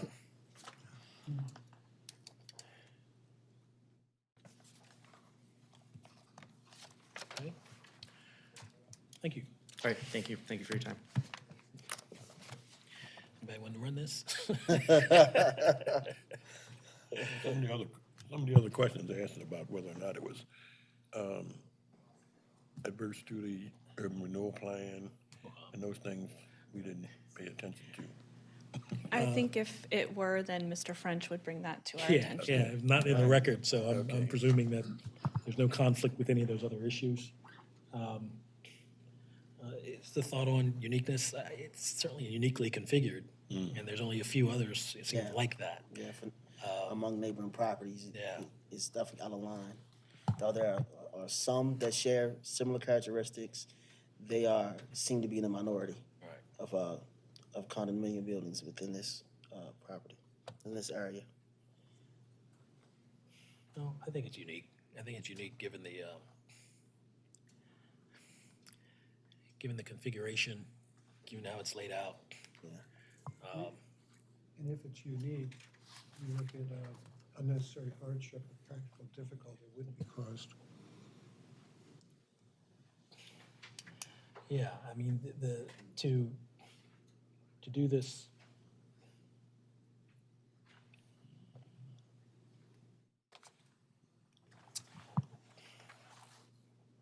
Could you have a hallway? You could make it with just a hallway. Yeah. But then, like, compliance with the zoning code, essentially, might as well not even build. There's no use. Why do it? There's no practical use to just build a hallway. Whereas, with really a minor adjustment, you could really, it'll actually be usable. I think that. that's how I'm coming out on the practical difficulties. Yeah, I think and the it's not information was just- helpful to Yeah. break down what space you actually get to use exactly. if you keep it within the bulk regulations. But for anybody really to use it for anything Yeah. other than a breezeway, you Yeah. have to have more space.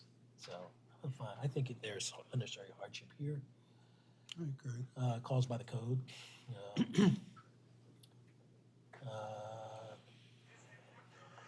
The record didn't reflect that the variance requested is based exclusively on a desire to increase the value or income potential of the property.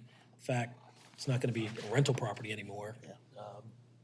And nobody said they're building it to sell it immediately, so.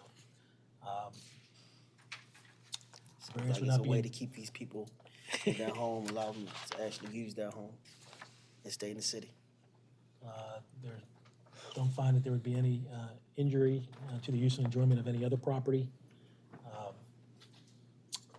by virtue of the variance, and appears to be in harmony with the intent, purpose and intent of the city code, and not a detriment to the public health, safety, or welfare. So I'm a yes. I mean, yes. I'm also a yes. Yes.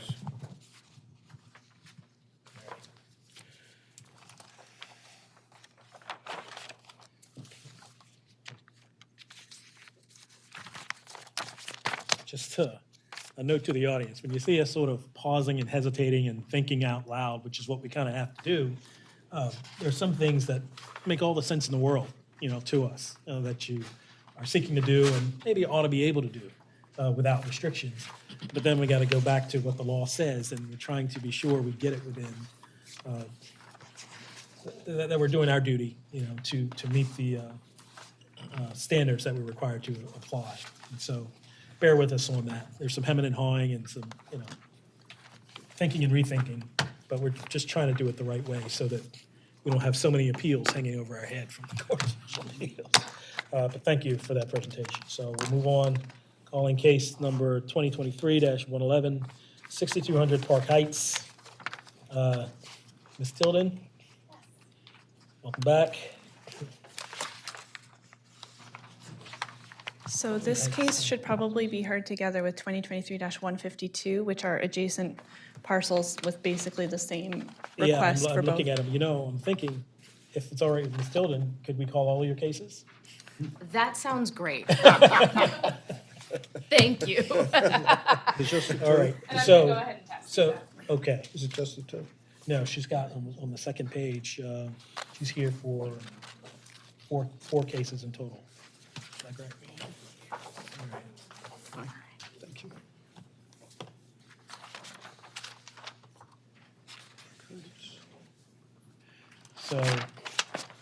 So we would be hearing 2023-111 with 152? 23-152. Okay, so formally, we're calling cases 2023-111, which is 6200 Park Heights, as well as case number 2023-152, which is 6204 Park Heights Avenue.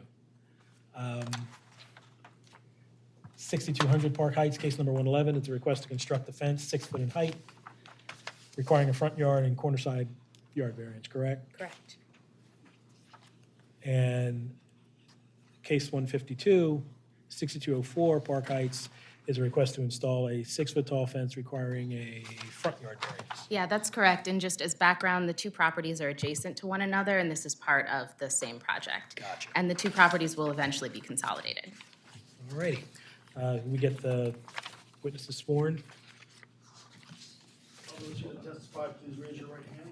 You swear or affirm under the penalties of perjury that the testimony about to give will be the truth. Yes. I'll hear from staff and planning. Okay, so for 2023-111, there are two variances, minimum front yard, 25 feet required, 0 proposed, because it's a fence, 6 foot fence at the property line. On front yards, you're allowed up to 3.5 feet by right. So the fact that this is a 6 foot fence requires this setback variance. It's kind of confusing. The other variance is minimum corner side yard, 20 feet is required, 0 is proposed, because it's, again, along the lot line, so it's a 20-foot variance. And just scrolling down to 152. I think those are the same variances for 152. I'm sure Ms. Tilden will tell us. That's correct.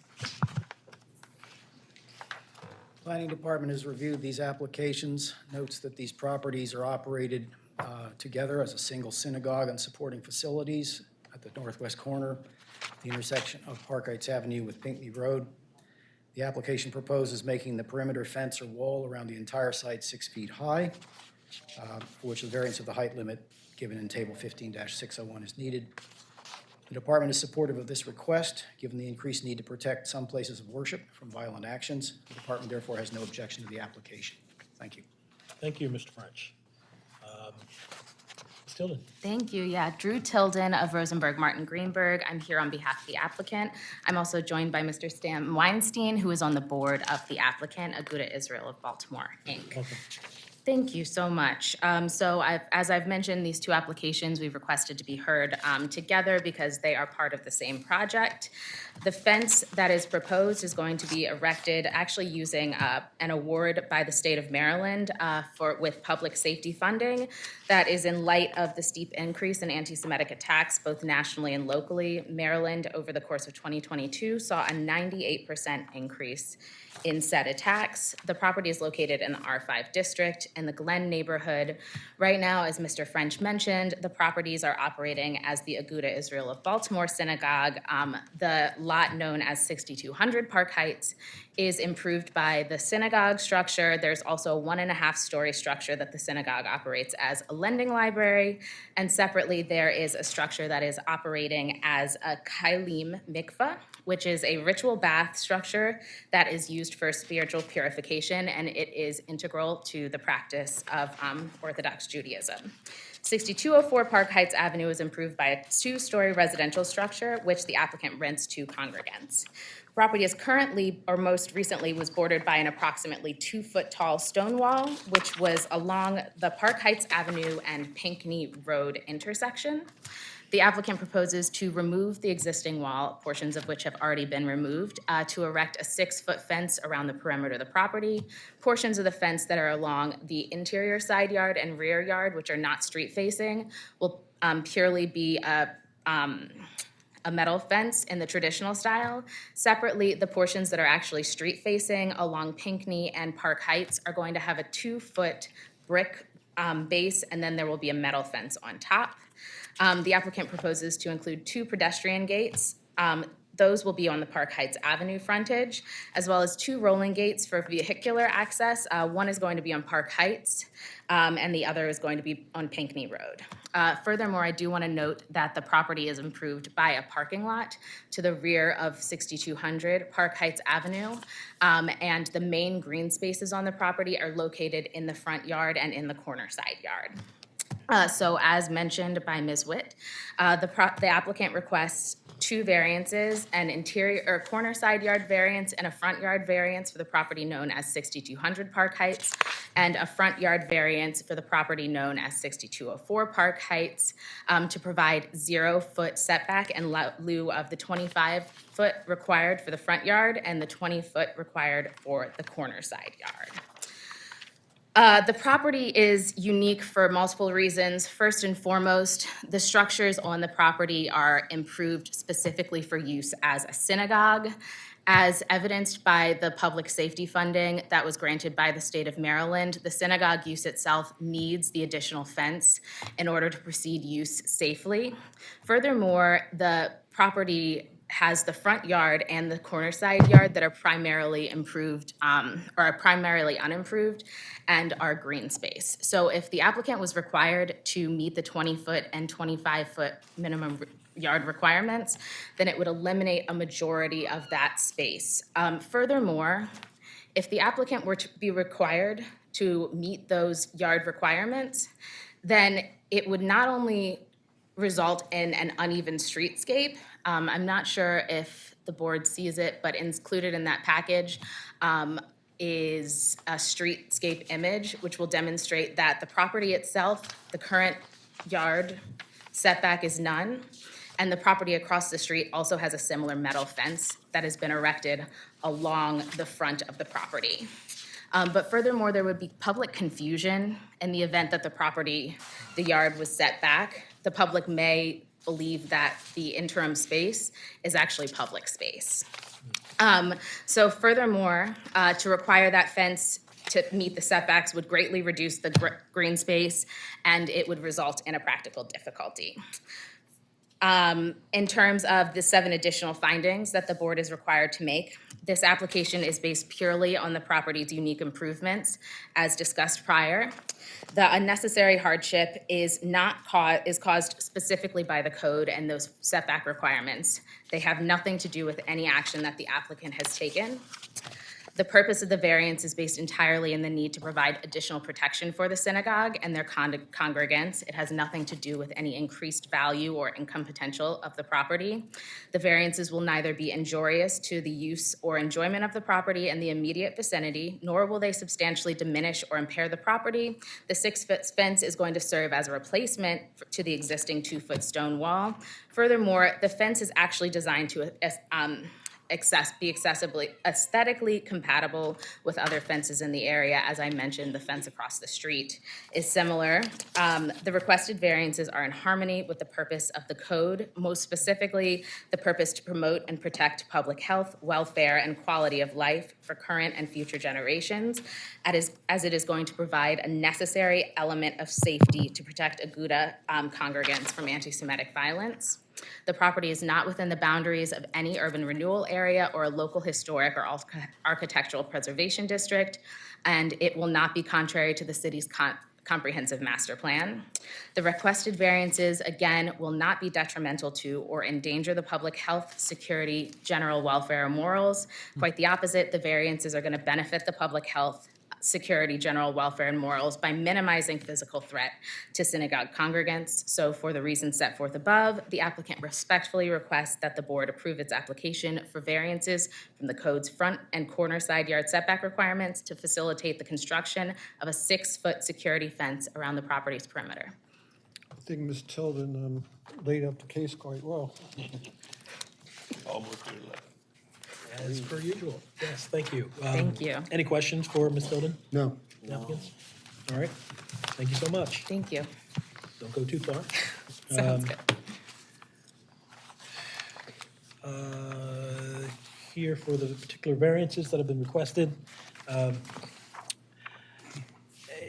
If we're permitted, which I think we are, incorporate the presentation of Ms. Tilden as well as the written memorandum, which lays out fully and is consistent with the evidence presented in terms of the elements of variance that we're required to find. And I think all of those are found here and exist. So I'm a yes. I mean, yes. Also, yes. I'm a yes. And that is as to both cases, Both properties. 2023-111 and 2023-152. All right? Thank you so much. All right, I'll thank be you. back. Well, let's see if we, I'm gonna, actually, are you gonna, is Ms. Hecker gonna handle the other matters? We're trading places. Okay.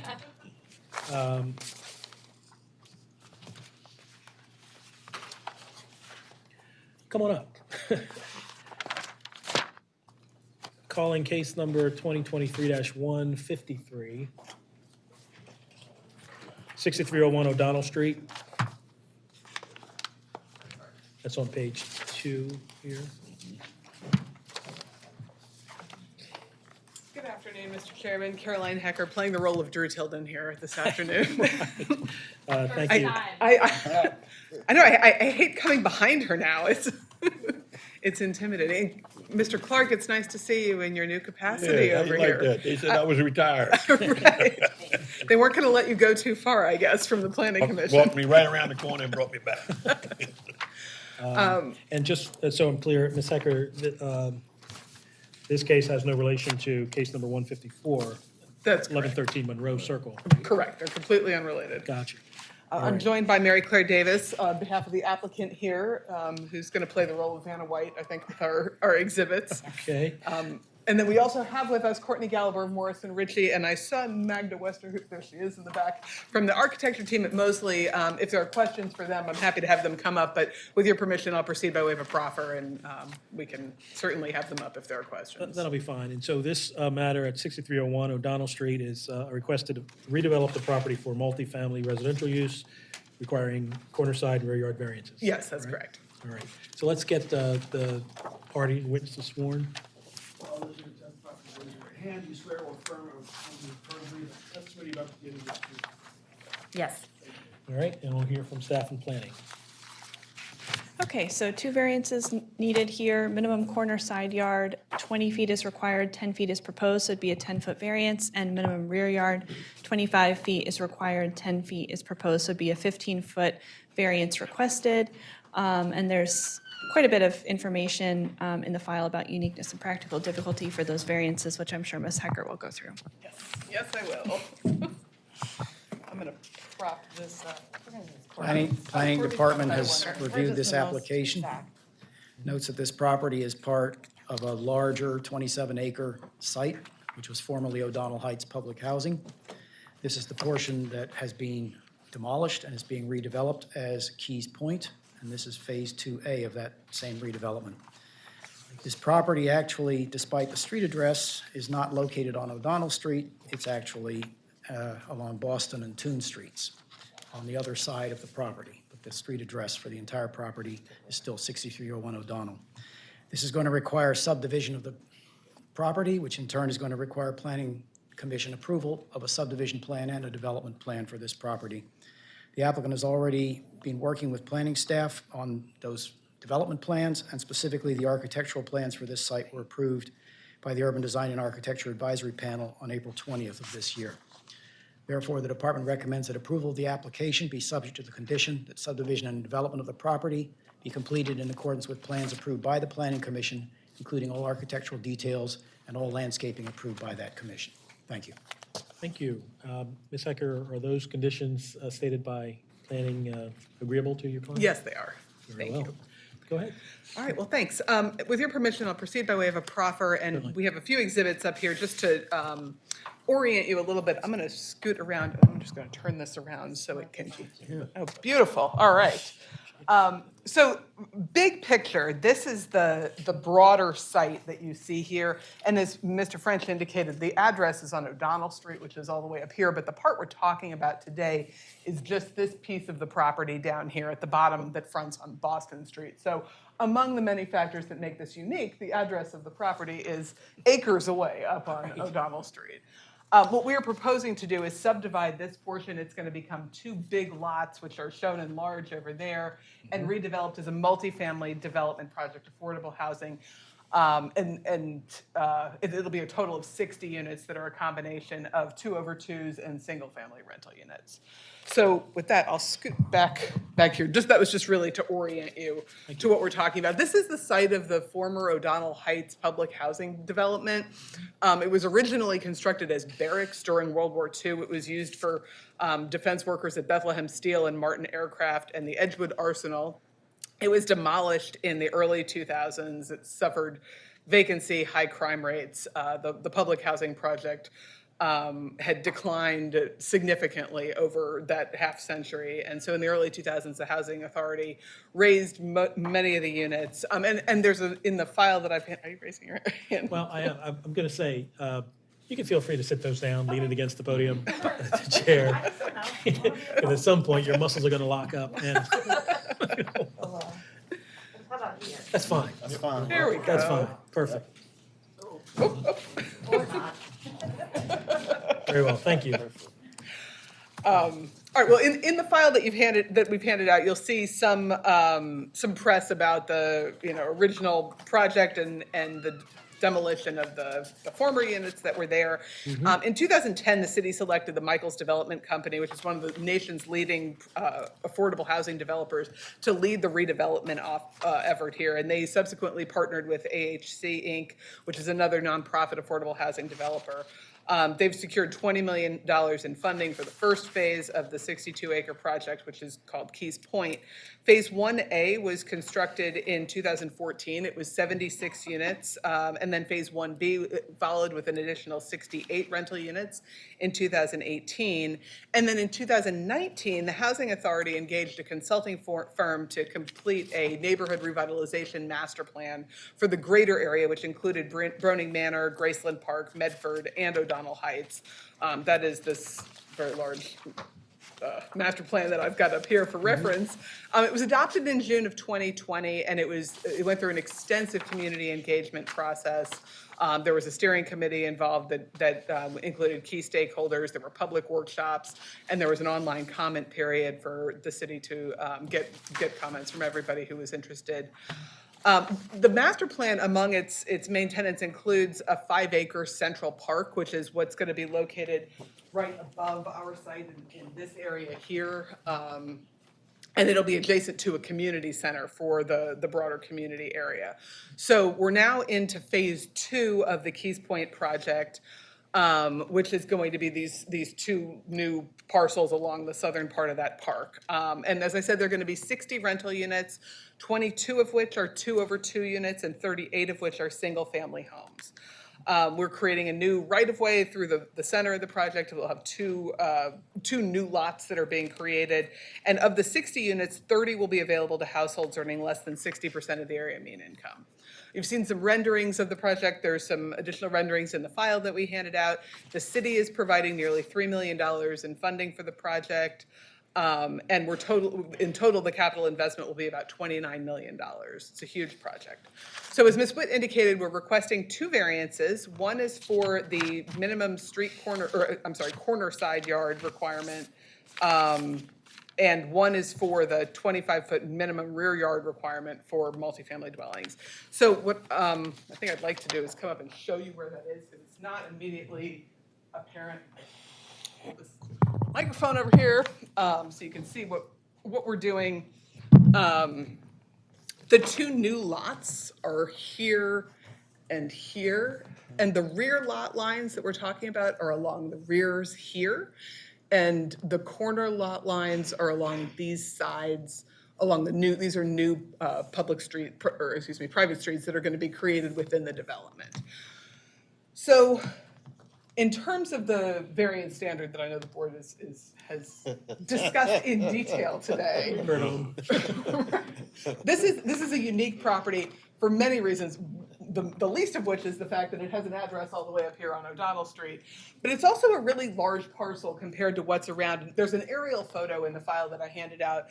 Yeah. You can see like what's located around it. Because this was a site that was cleared from the former O'Donnell Heights Housing Authority project, it's a really unique opportunity to create a new development altogether. And so we have a large cleared site. It's also, you can see on here, it's an irregular shape. There's a curve to this street that comes up, and it creates an unevenness in the rear lot line here and here, which is where we're seeking variances. If you I don't know how close you can see this, but if you have a smaller one in the file there, what you can see is that like a lot of the buildings are actually outside of that setback. It's only in a couple of areas where, because the lot line curves along the rear, we do come close to the setback requirement.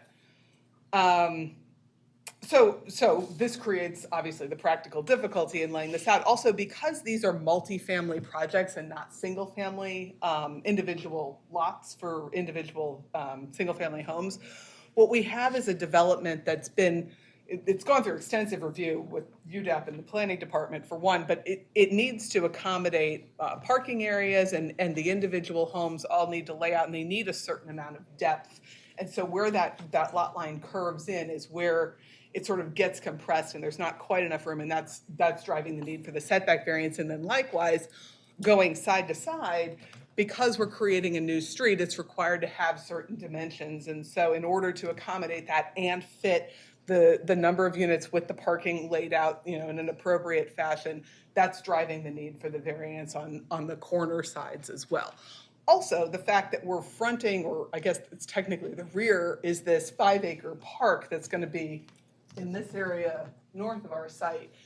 That also is constraining our ability to extend any further, but it also mitigates the rear yard variance because, as a practical matter, they're going to be backing up to a huge park. And so the fact that they're going to have a slightly less rear yard than would be required, they're not going to notice it because they're going to be facing this big park.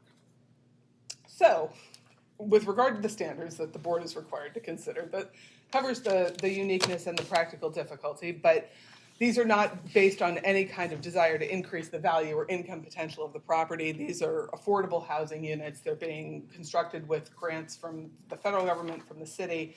They won't be injurious to the use and enjoyment of other property in the immediate vicinity. In fact, it's going to spur new development. It'll complement the new Keys Point project, which is the phase 1A and 1B, which are just south of here, off the page here.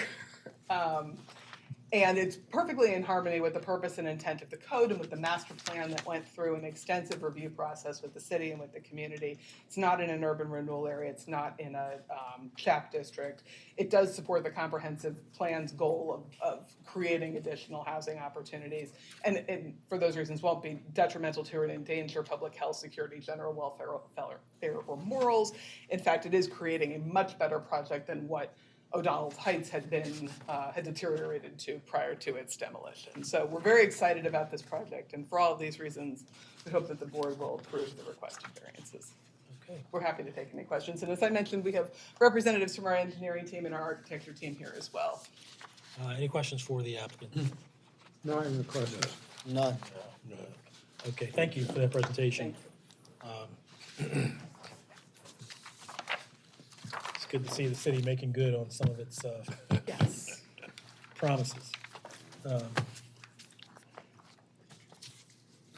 So here for the variance standards for the variance requested, again, not unlike the last couple of cases, I believe that the requirements for variance have been met in terms of uniqueness, unnecessary hardship, practical difficulty, as testified to or presented by Ms. Hecker, and supported by the documents that have been submitted in support. I think that lays out, and I'm going to expressly incorporate the write-up, the hearing outline in support of this application, and that lays out very well how this project meets these elements or these standards. So for those reasons, I'm a yes. Yes. I'm also a yes. I'm also on this, on the strongest part of the entire presentation, and that the surrounding communities will always be thought of first in anything that they do. Okay, thank you. I said I was going to call all of your cases, so we'll do that. I'm standing up just to make sure you don't change your mind. All right. Calling case number 2023-154, 1113 Monroe Circle. Brought to you by Ms. Tilden and company, or not. This is a request to construct a multifamily dwelling, 2 dwelling units requiring front yard, side yard, and off-street parking variances. Is that correct? Yes, that is correct. All right. Do we have to re-swear her, or can we just? Well, we got I am somebody not else. sworn, yes, but we Let's- have a representative from the Let's swear the rep. You raise your right hand, please. You swear or affirm that the perjury the testimony about to give the truth. All right, I'll hear from staff and planning. Okay, so 3 variances, actually. You have 2 in your notes, but I'm adding the off-street parking variances that I think I missed. So minimum front yard, 25 feet is required, 21 feet is proposed to be a 4-foot variance to the front yard. Minimum interior side yard, I think on 2 sides, on both sides, they need a variance, so 15 feet is required. And you can see the variances listed there. They're a little different for each side. And then finally, the off-street parking, I believe none is provided, so it would be 2 parking spaces required, 0 proposed, would be a 2-space variance necessary. Planning Department has reviewed this application, noted that the board previously considered this property for the same purpose in Appeal number 2021-32, which was approved by the board on May 11th of 2021. It granted an extension of that approval on May 24th of 2022, but no construction commenced, and therefore the approval lapsed, and therefore you have the appeal today in front of you. But it is identical to the previous application that was approved by the board.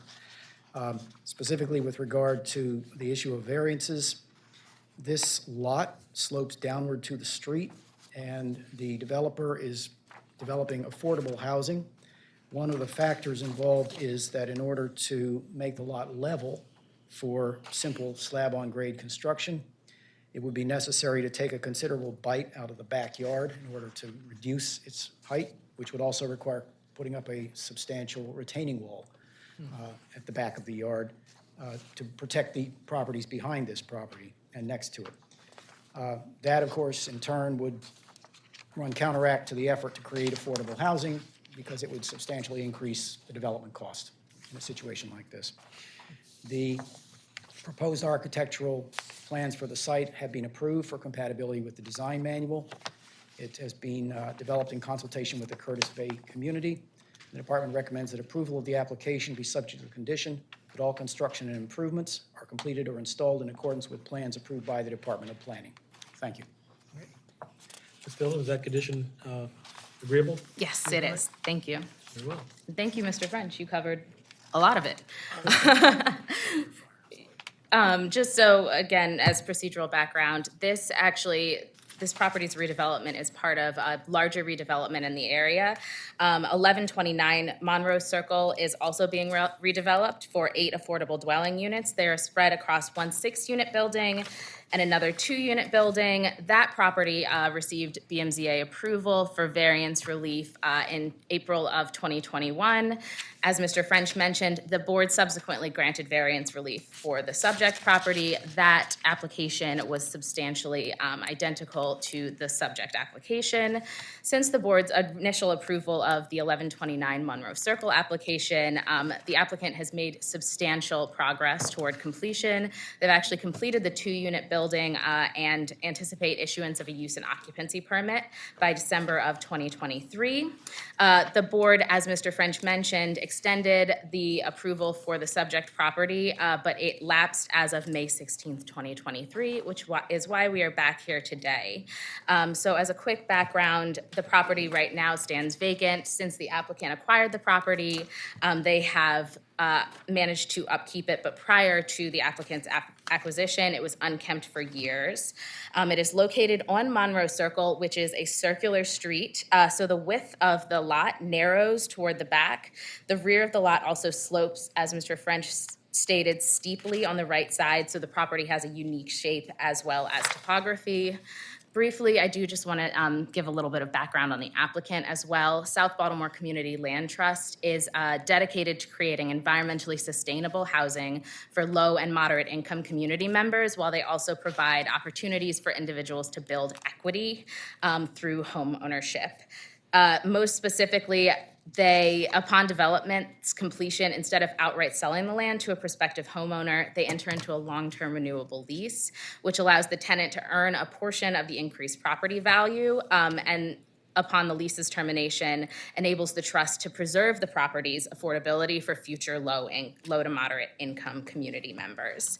The proposed conditions are that the applicant intends to erect a new 2.5-story multifamily dwelling structure. There will be 2 dwelling units on the lot, which is presently vacant. The building is also going to be constructed using a passive design strategy that's going to make sure that the units are efficient and keep the costs of operation as low as possible for the residents. The building's going to include a covered front porch and a rear deck. Both of those are permitted encroachments. There's also going to be an accessibility ramp leading to the front porch and to the rear deck. The ramps are also permitted encroachments. Because of the lot's topography, there will be a retaining wall in the rear, but the project does not propose any off-street parking spaces for the same reason, the lot's topography. The applicant also proposes to provide the units to families at 50% AMI or below. So in terms of the relief requested, Table 9-401 requires that multifamily dwellings in the R5 district provide a 25-foot front yard setback. The proposed is 21 feet, so the applicant requests a variance from that requirement. There's also a side yard setback variance. 15 feet are required. The side yards vary from 9 feet and 3 inches to 14 feet and 2 inches due to the lot's topography and shape. It narrows in the rear. There's also an off-street parking variance, as I've discussed discussed, the rear of the lot is virtually unbuildable, so there's no space for off-street parking spaces.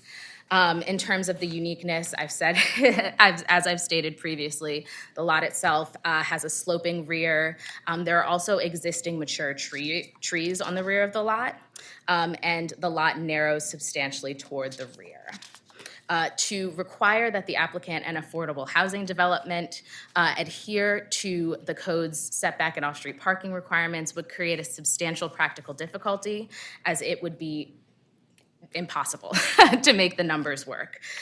In terms of the 7 required findings, the uniqueness is caused by a combination of the property's physical surroundings, shape, and topographical conditions, and are unique to the property itself and not generally applicable to other property within the same zoning designation. The practical difficulty is caused by the application of the zoning article to the uniquely shaped lot, which fronts on the curved Monroe Circle, and as well as the lot's unique topography. This is not caused by any person, especially not the applicant.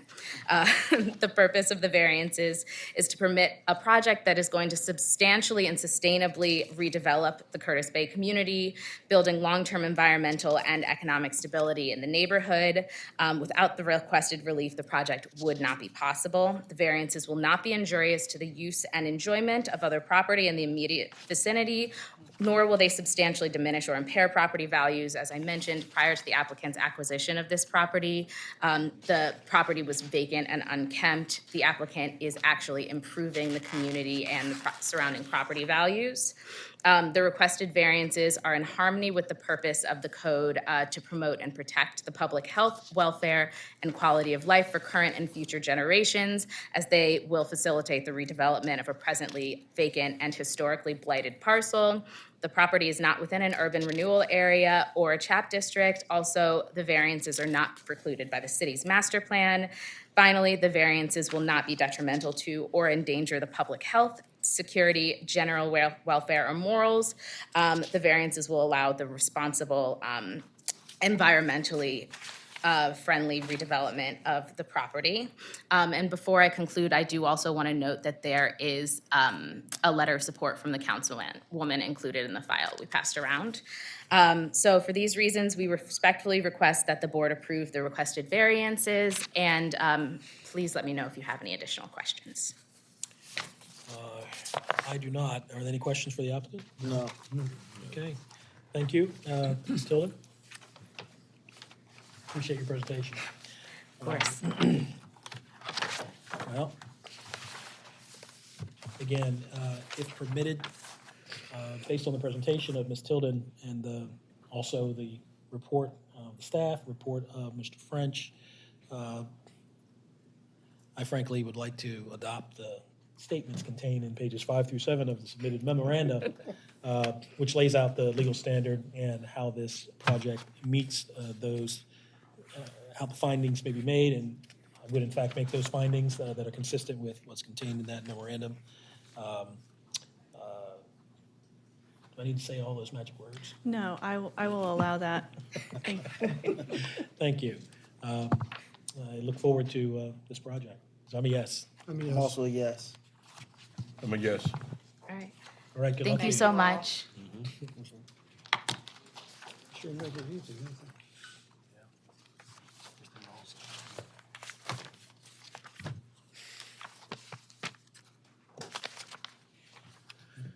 Okay, back to beginning, page 1 of our docket.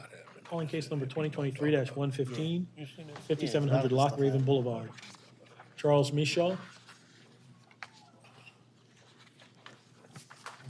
Come on up. Good afternoon, sir. Are you Mr. Michaud? Am I saying that correctly? Yes, you did, Michaud. All right. This is a request to install an electronic message center requiring conditional use approval, sign area, and height variances. Is that correct? That is correct, yes, sir. Okay. You have with you I have drawings for everyone. the gentleman with you? Your name, sir? My name is George M. Van Hook Sr. Okay, well, to the extent he may testify, we'll go ahead and get you sworn. Raise your right hand, please. You swear or affirm on the penalties of perjury that the testimony about to give is the truth. I do. I'll hear from staff and planning. Okay, so there's one conditional use and looks like maybe 3 variances needed here.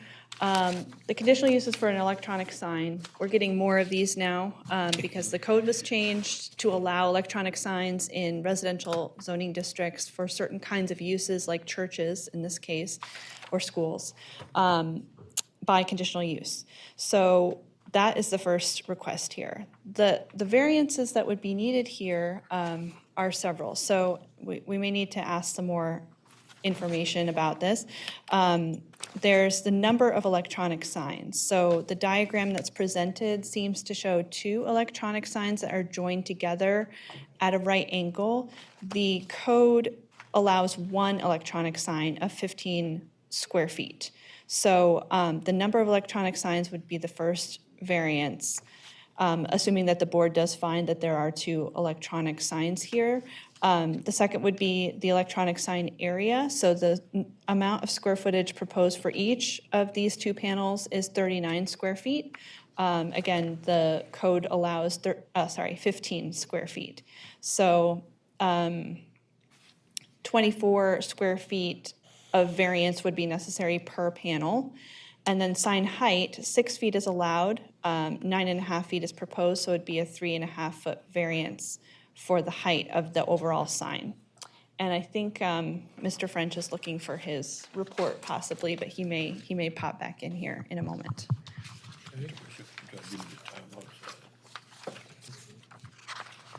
I have his report actually, as long as it hasn't changed, so I could read the conclusion. It should be in your packet as well. Were you looking for your report? Oh, I'll let you give it then. I was about to give your report for you. Okay, thank you. Planning Department has reviewed this application. The zoning administrator, of course, determined that the area of this sign would exceed the electronic sign face area permitted by the sign code or Title 17 of the zoning code. This property is used as a place of worship, and therefore that's what the proposed use of the sign is. The plan presented with the application, which was reviewed by the Planning Department, shows that the sign would consist of 2 sections that would form a V-shaped freestanding sign. One face of the sign would front on Loch Raven Boulevard, the other face would front on Belvedere Avenue. Each face would consist of a 24-inch by 100-inch base, surmounted by a 5-foot 5-inch by 7-foot 3-inch electronic message unit or electronic sign, in turn topped by a 24-inch by 100-inch fixed display sign. The bases and the tops of each panel would meet at the corner corresponding to the road intersection, but the 2 electronic sign panels, being narrower than 100 inches in width, would not. The board therefore needs to determine that the proposed sign would meet the limit of 1 freestanding monument sign per lot provided in Table 17-201 of the zoning code, as the zoning code does not authorize variance of the number of signs on a property. And that's a reference to subsection 5-301B of the zoning code. Separately, the shop drawing provided with this application refers to the angle of meeting of the 2 sign faces as angle TBD, presumably meaning to be decided. And the applicant should inform the board of the intended angle at which the 2 sign faces would meet. This in turn would assist the board to determine the amount of sign face area variance being sought in relation to the standards provided in subsection 17-304B of the zoning code. The entire freestanding monument sign would have approximately 16.67 square feet per face, or a total of 111.87 square feet, if the sign components do not meet the standard of being nowhere more than 2 feet apart, given in subsection 17-304B of the zoning code. A freestanding monument sign may have an area of 32 square feet per face in the R5 zoning code, in the R5 zoning district, pardon me. A variance of approximately 249% or 79.87 square feet would thus be required for approval. The amount of variance proposed, in the opinion of the Planning Department, is well above the amount that the zoning code contemplates as reasonable. It would in fact be 5 times as much electronic sign face area allowed by the sign code or Title 17 of the zoning code, unless the applicant can show that this in fact is a single sign, electronic sign that's being proposed. The department is therefore, perhaps regrettably, but on a technical basis, recommending disapproval of the application because the amount and proportion of variances needed for approval of the proposed freestanding monument signs area and the sign's electronic components area are excessive in relation to the amount permitted in the recently amended sign code portion of the zoning code. The department would have no objection to a limited variance of the total sign area of the proposed freestanding monument sign if the applicant provides the board with information showing that a variance may be approved in accordance with subsection 5-308 of the zoning code. The department further recommends that approval of the sign be conditional upon inclusion in the electronic portion of the sign of an automatic dimming feature that would reduce the sign's brightness during nighttime. That's the end of my report. Thank you. Thank you. I'm going to catch my breath for a minute. That's a lot of dimensions, a lot of measurements. Mr. Mishaw, we'll hear from you, but I guess the first issue here is that we don't have the authority here to grant a variance to the number of electronic signs. So you're proposing multiple electronic signs? No. Just one? It's one individual sign, and it is within 2 feet that the two faces meet, so that it would be considered a double-face sign as opposed to 2 individual freestanding signs.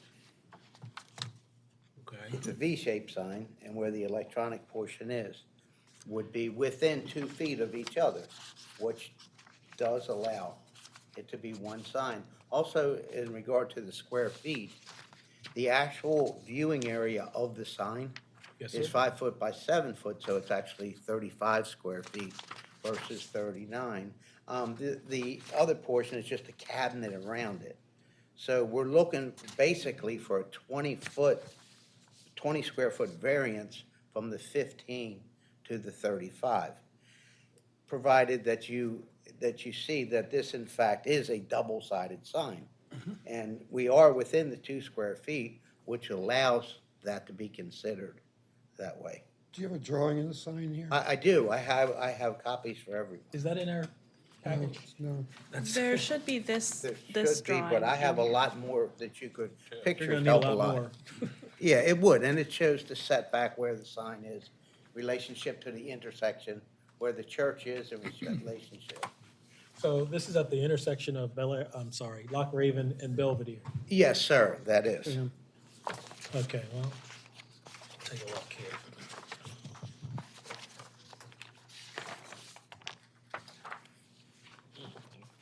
We have structural drawings as well.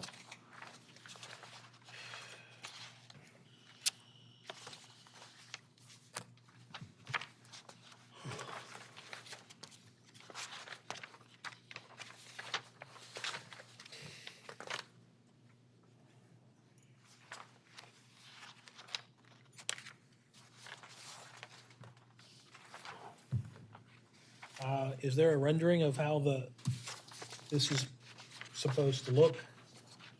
On the front page, I mean, you have This here? the face. And basically, if you go to the second page, it shows you basically in relationship to the two, where the sign sits and where the electronic portion meets. If you can see that they virtually touch. So they're well within the 2 foot All right, hold on. code. Yes, sir. I don't see any of what you just said, so Okay. I need to Can be you look oriented. on the second page? First, you'd have 2 of these? I have, what's that? You would have 2 of these? Yes, they're on an angle, and if you look on the second page, it says angle, and I have a top view for you. What signs are touching like sign? So this would be on a Loch Raven side, and this would be on Belvedere side, Yes, that's the way they would be facing. at that corner. Yes, sir. Mr. French, this 2 foot distance he's talking about, that would equate to one sign, is that in the code? Well, here's what the code says, and I'd like to quote it. Subsection 17-304B, back-to-back within 2 feet. This is for multi-face signs. If 2 faces are placed back-to-back and are nowhere more than 2 feet apart, excluding necessary supports or uprights. The area of the sign face is taken as the area of one face if the two faces are of equal area, and as the area of the larger face if the two faces are of unequal area. So the issue with a V-shaped sign is that it should not flare to more than 2 feet apart, and that's been a traditional interpretation made by this board over a number of years, decades practically, in the issue of outdoor advertising signs in particular, where it usually came up. So the issue here is the drawing that was provided to the planning department showed a sign that appeared to have approximately a 90-degree angle. Right. Which meant that once you got away from where the two signs were closest together, they flared to way beyond Way more than 2 2 feet feet. apart. Is the And drawing you're referring to? that is correct, yeah. And the department believes that the interpretation that the board has made in the past, that they be nowhere more than 2 feet apart, literally means nowhere across the entire face Face of the board. Of the or back of the sign. In this drawing, it says angle to be determined. Well, basically, these were preliminary drawings. If the board in fact requested that they might be, make a big difference. that they could be adjusted to be in compliance, we're happy to work with the board. Yeah, that, you might have no other choice. Okay, well, Yeah, but the intent is to have some signage on both streets. well, it's primarily for, if you take a look, if you go back a little further, look at the setback from the church. The church sits way behind Yeah. the intersection. So Sure. what we're trying to do is allow people from the intersection to be able to get the message, understand where the church is, be able to reach out to the community. So that's the intent, that it can be seen from both corners, you know, and it doesn't have to be a 90, it could be less than a 90, if that would help, you know. Well, to get the 2 feet apart, it's gonna be a very awkward angle. You won't be you might not be seeing it able to on see it. public streets. We may end up with a double-sided sign, basically, which would. Right. One of the things that we want to do Yes, sir. is to inform the community of what's going on. Many times the assumption is made that churches are about proselytizing or converting people. But our mission here is to inform the community of important events. However, we acknowledge that there are certain requirements to do that. One of the things that Mr. Mushaw just said is that the sign has to be large enough so it is visible. It will be on our property. However, it needs to be large enough that when drivers are driving past that intersection, or even pedestrians, they can see the sign without having to, let's say, climb the fence and be physically connected with the sign. So we want to be able to send those messages. Those messages could include community meetings. It could be an Amber Alert. It could be anything that the community needs to know. And we view it as being a resource that will make the community better and also create a better sense of how people can interact with each other. And ultimately, what we want to do is recreate the community, make it better. And so certainly we are open to suggestions. However, clearly our concern is that we use that tremendous intersection, the intersection of Lock Raven Boulevard and Belvedere, in a dynamic way. And I believe that in doing so, we will be helping all of the residents, and also it will help us to fulfill our mission of recreating the community. Okay.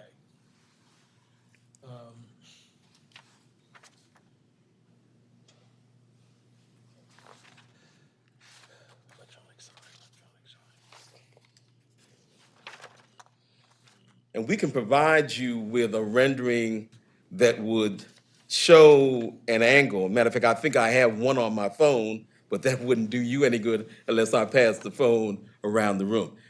However, certainly there are two panels because we have two major streets that surround our building.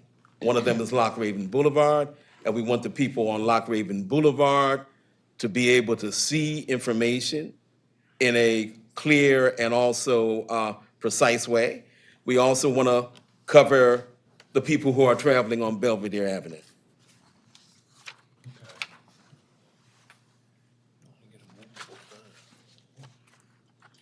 So the permitted number of electronic signs is 1. That is correct, yeah. And, I mean, I think that's kind of maybe where the board needs to start if you're going to go through the standards today, is how many signs are, according to what the code says, are described by this diagram. Because electronic sign means a sign or a portion of the sign that uses changing light to form a message or messages and is electronically programmed. So from the staff's perspective, we thought that these two electronic panels constitute two electronic signs because there are two panels, not one electronic sign. So the board is not allowed to grant more than one electronic sign, meaning one electronic panel. All right. I have a question for you, Mr. Michaud. Yes, sir. I know that the property is, there's a fence around the property. Yes. On all, and certainly Lock Raven and Belvedere. Does that fence depict the property line? No. Okay, so the church owns the property on the outside of that fence? Yes. Okay. Have you given thought to, and I say this because other churches and other commercial enterprises have done this, putting the one sign, albeit not directly facing Lock Raven or directly facing Belvedere, at the corner, so that it catches the attention of anyone traveling that intersection. If you're traveling north on Lock Raven, you would see it. As you're traveling down Belvedere or past Belvedere, if you're going to Belvedere and passing Lock Raven, you'll certainly come into contact with it. It may not, it would afford you an opportunity to review some things that are depicted on the sign as you're sitting there waiting for the light. Nobody's gonna really, shouldn't be looking at it as they're driving by anyway. But again, if the goal is to inform and utilizing the technology of an electronic signs now that they're in vogue and have a capacity to give you the information, that's the intersection that would seem to be the corner that the sign might go. Because, again, we can't do anything about the number. It's 1 for electronic signs. Unless it was back to back, correct, within 2 feet, and then it could be a double-sided sign. And then you have to figure out. Perpendicular with the fence. Yeah, you figure out what kind of. You would be able to basically, from the intersection, so basically. Well, that'd be up to you to figure out what kind of placement would be feasible for folks to see the front and the back of the sign. It's either going to, yeah. I mean, because looking at what we have here, if you want us to go forward, we will. It's probably not in your best interest. If you want to create some renderings and including what's on your phone or something that might give us a sense of sort of compliance with the, as close as you can, compliance with the Yes. regulations. Yes, sir.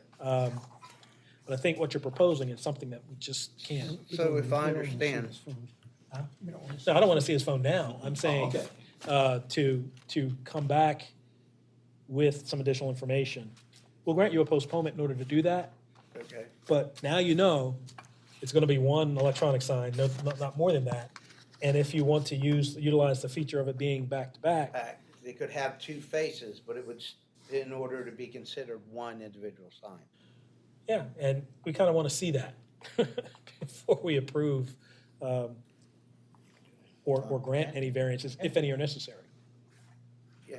We appreciate that recommendation, so certainly we can accept a postponement. Okay, very well. And we will provide the renderings that you asked for, because I think clearly, after about 3 years of going through the process, we are determined to move forward to completion. But we appreciate all of those recommendations and also the time that you spent today considering it. Certainly, happy to do so. And again, it's not necessarily what, we want to see whatever you're proposing. So Yeah. whatever however, take the time you need to make it work and make it feasible to accomplish the mission that you're So, striving for. in your opinion, if it was a single-face sign on the corner? I'll let you ask, but you're definitely not getting my opinion. I got you. All right, all right. But I know what I'm gonna propose. Okay, that'd be great. And just let Ms. Witt's office know when you're prepared to come back, and we'll get you back on the docket, and we'll hear your petition. Thank you. All right, thank you, All right, gentlemen.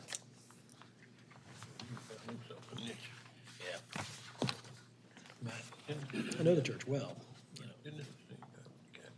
Right.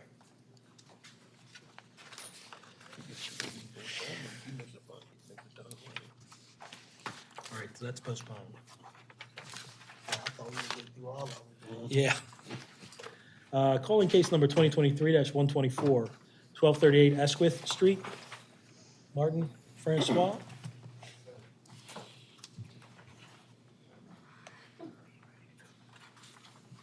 And am I saying that correctly, Mr. Francois? Francois, yes, sir. Awesome. Mr. French's alter ego. Realize your name is Okay. Mike in French. Oh, yes. Martin Francois. All those many years of middle school and high school and college French fail me. All right, sir, this is a request to use the premises as a restaurant, neighborhood commercial establishment requiring conditional use approval. Yes, sir. Okay. And are you here in opposition, ma'am, or in support? Opposition. All right. We're going to get all of you sworn. All those here to Sir? testify, raise your right hand, please. You swear or affirm on the panels of perjury that the testimony about to give is the truth. Yes. All right, I'll hear from staff and planning.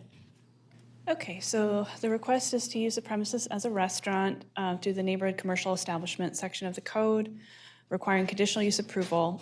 Just for the board's understanding, the applicant submitted this request as a carryout, which is not allowed in the zoning district, but it was forwarded to us as a restaurant request from the zoning administrator's office. And so we have the definitions in your notes of what a restaurant means versus a carryout.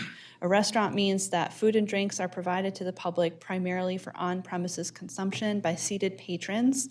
And carryout is obviously primarily to take away. So the floor plan doesn't really make it clear that the business will be a restaurant rather than a carryout, so that should be clarified by making sure that you have tables for people to consume food on premises. I believe, if I'm not mistaken, that this was previously approved by the board and the approval expired to use as a restaurant in the past. And it does have the commercial history that's required for a neighborhood commercial establishment.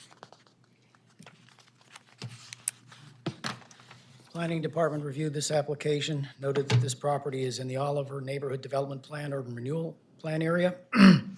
This urban renewal plan does not prohibit or further restrict the proposed use of the property. The applicant did write on his application that this would be a carry-out breakfast kitchen, and carry-out food shops, as noted by BMZA staff, are not a permitted type of neighborhood commercial establishment. However, the property does have a record of approval by the board for a neighborhood commercial establishment.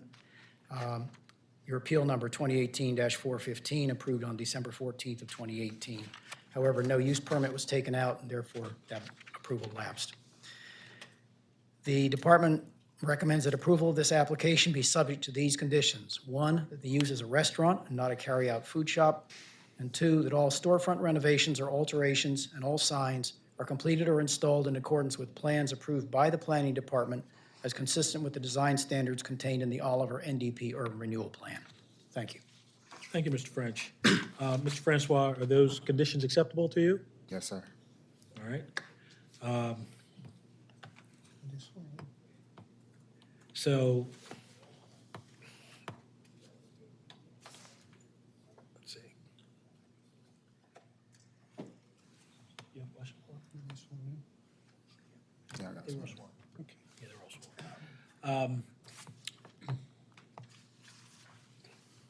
One of the things we definitely like to see is a floor plan, a diagram that evidences more clearly where tables and things will be situated, how it'll be laid out as a restaurant. You've agreed that as a condition of approval, it's got to be operated as a restaurant, not a carryout, correct? Yes, sir. I feel like I had on the plan, the diagram that I sent that showed a few tables and things of that nature on there. Becky, do we have everything that's been submitted? You do, and I'll pass down the floor plan that I have in the file, just in case you can't see it right away. Okay. I don't see anything other than that first thing that said breakfast kitchen.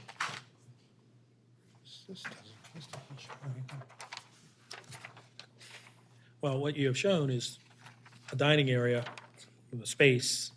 It's, that floor space is 25 by 16 feet. Yes.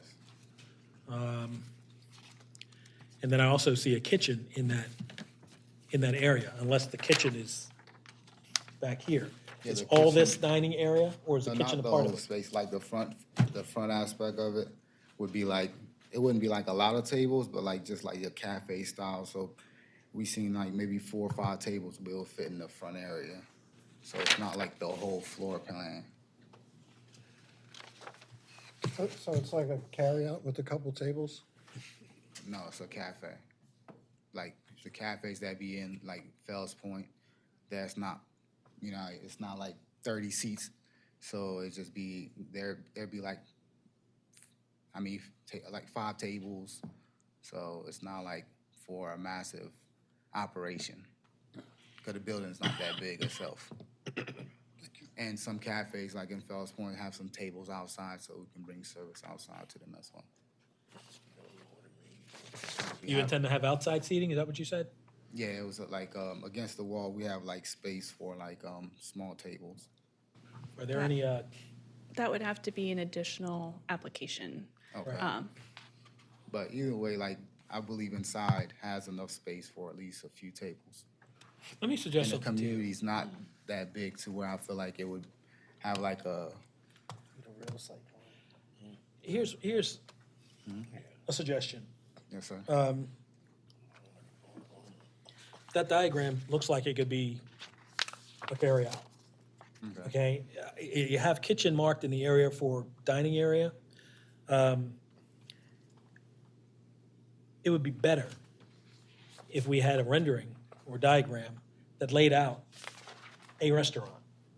When you say, I want to have some tables here, put them down, show it to us, because we want to see what it looks like so we can make the determination whether or not this is really a viable restaurant. Because again, part of that is, and when the number of tables is important, because that sort of advises us as to where the revenue is going to come from, right? If somebody were to just go to the counter and say, hey, I'd like this, but I want it to go, and sit at the table for 2 minutes, that's a carryout.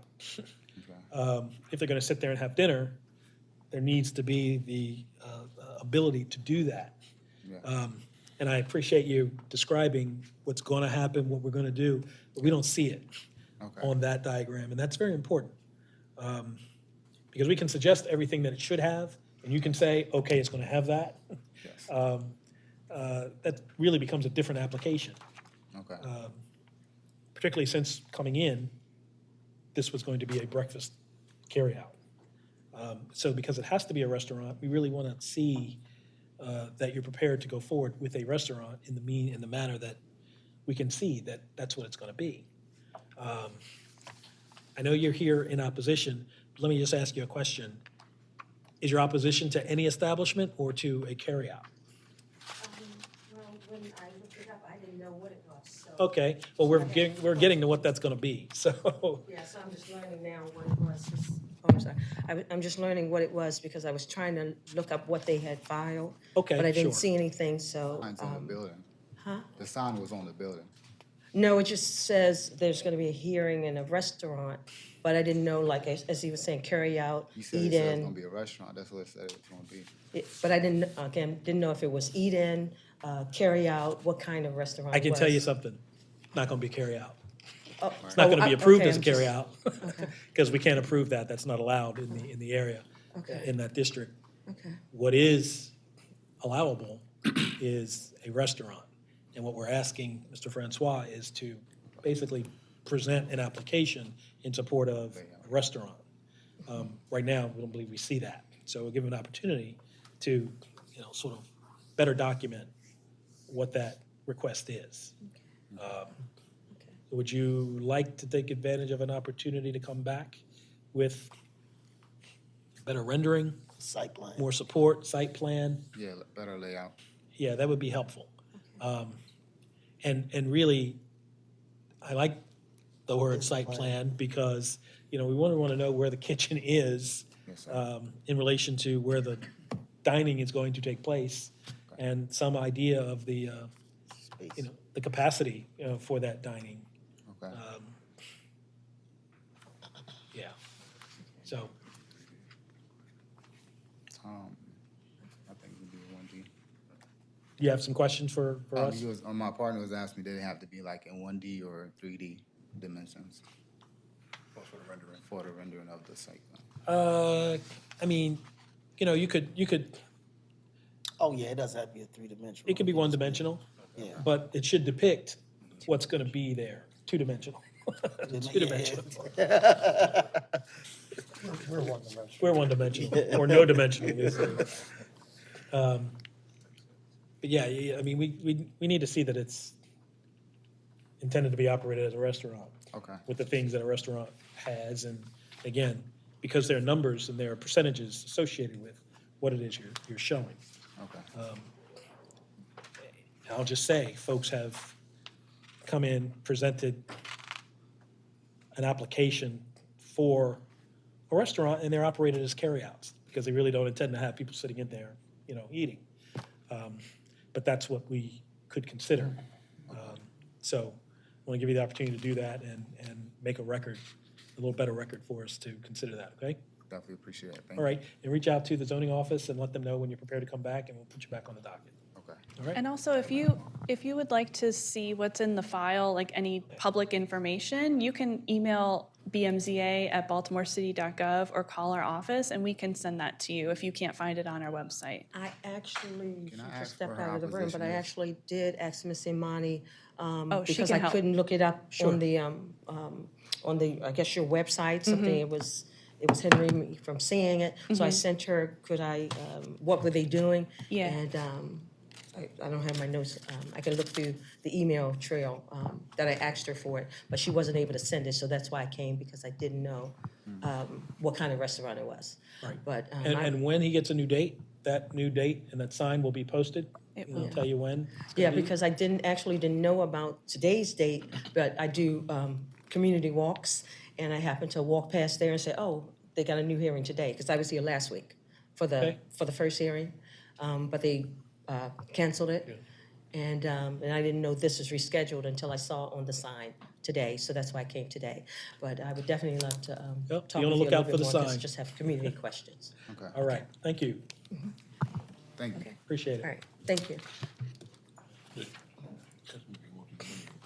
Yeah. Executive Director file. Beck, can we take 5 minutes? Off the record? We're off. Thank you.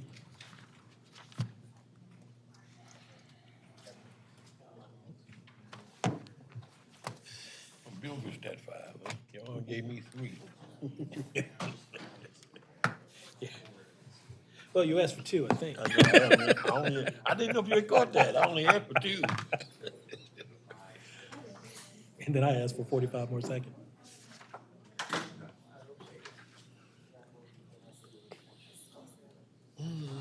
Yeah, every church gonna want, That Catholic church now. Yeah. We'll make sure.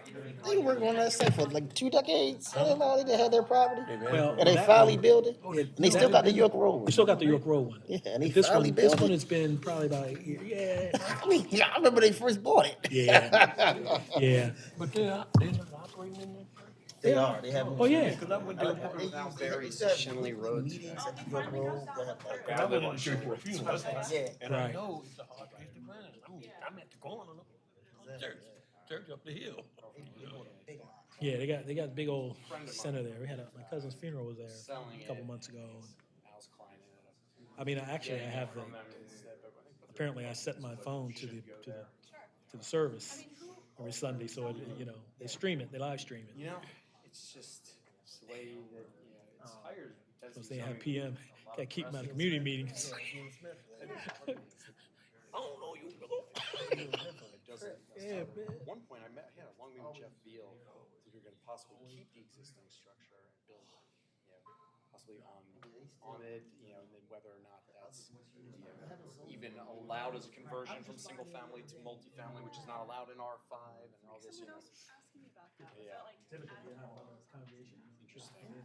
That same idea of like keeping the structure, but then Yeah. I think I did. So for Jeb, it was, how much are you adding to it? Is this a new building versus, conversion type things? Right. I didn't want anything to do with those questions, but very good. How many more do we have before? Yours is which? 149. 149. Brother-in-law. I was subtly trying to describe it for years. All right. There's no opposition. No opposition. Okay. Very good. Thanks, Becky. They joined the congregation. She was in West Palm. And,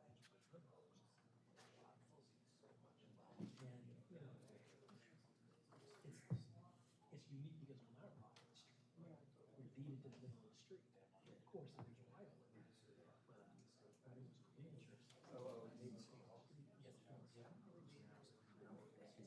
So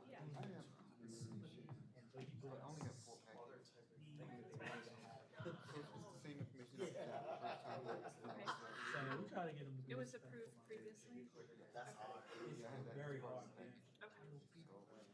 Yeah, if you're next, right? got a lot of events, So I'll so just, I can pass it out now if you want to schedule time. Philly. Two things, Philly. Philly, y'all park in the middle of the street. You're not in Philly. And you don't know me. Yeah, Philly, y'all can just park in the middle of the street and it's all good. That's the worst thing. I mean, they get. Oh, that's still. Okay. I'm gonna have some peace. Yeah, that's. Told them to get some security and tighten them up, because they have a parking lot in the back. Thank you. In fact, I was just thinking. This whole community, which is a residential. Get some pockets, we got some churches around. I drive by.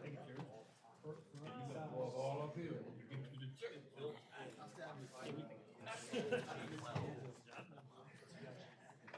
Hi, Bill. I'm gonna sue you. Okay, we're going to go back on the record. Thank you. As soon as Mr. French is ready. Or not Mr. French, Mr. Fields. You're breaking off the top.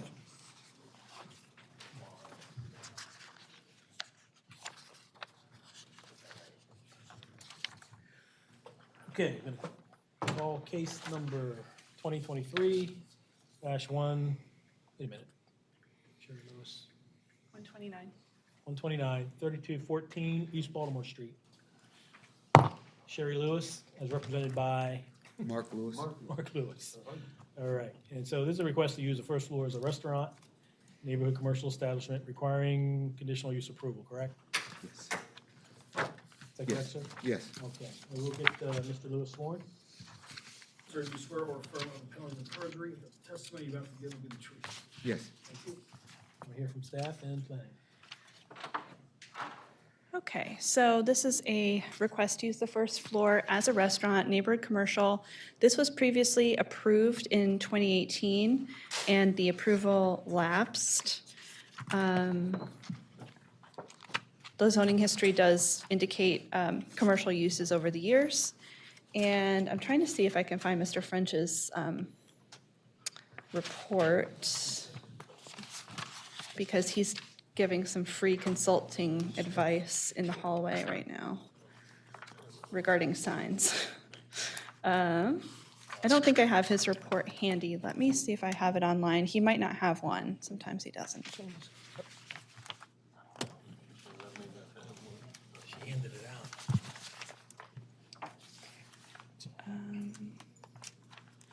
There he is. Mr. French, do you have a report for 129? I was trying to find it. Yes, of course. It's a Yes. Planning Department has reviewed this application, noted that this is a neighborhood commercial establishment request. This application, an identical application by this applicant, was approved by the board in 2018. Your appeal number 2018-216, approved by the board on December 13th, 2018, but no use permit for the proposed use was issued, and thus the approval lapsed. The building qualifies for the proposed use. The property is in a designated historic district, but it's a National Register district. The applicant is encouraged to contact the Baltimore City Commission for Historical and Architectural Preservation in case there's a possibility of obtaining property tax credits in the course of doing this. That all said, the Department of Planning recommends approval of the application. Thank you. Thank you, Ms. French. Mr. Lewis? Good afternoon. Purchased the property in 2018 to use it as a restaurant. Subsequently, we got it zoned in 2018. We had a lapse in times getting funding together. We got funding together, and we didn't realize that there was a time frame or restriction on the time to actually use the property as a restaurant. So I've given you some information on the historical data, what the property was used for. It had been a dry cleaners from 1946 until around 1976. 2009, it was still listed as a dry cleaner. It had been used in 2016 as a physician's assistant's office for about 2 years until we purchased it in 2018. Also, it was noted in 1975 that it was a snowball stand. So we're just trying to have that designation or the zoning permitted to use it as a restaurant on the first floor. We have some Sanborn maps that show the designation of it being a commercial property, as well as yellow page listings that show it as a commercial property. Okay. Well, I have a question. I looked at looks like a menu. It's a cake shop? It's a bakery and restaurant. So it's going to be a bakery and cafe. So that's just a introduction of the menu. Plan on doing sandwiches and light fare as well, but primarily bakery. So cookies, cakes, pies, things of that nature. Okay. And is the site plan or I did submit the site plan with the application. I don't have one, and it does show the seating arrangement and everything. Okay. But I did not have one. That's okay. With me, unfortunately. I was hoping that you guys would have received it.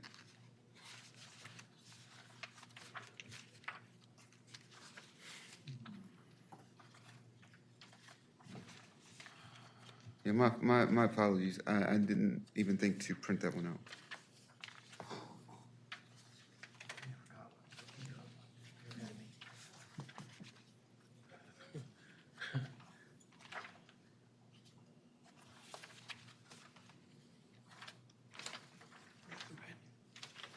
You don't have one, do you? Becky, you don't have anything? I have yes, I do. Yeah. Yeah, that's a smaller version.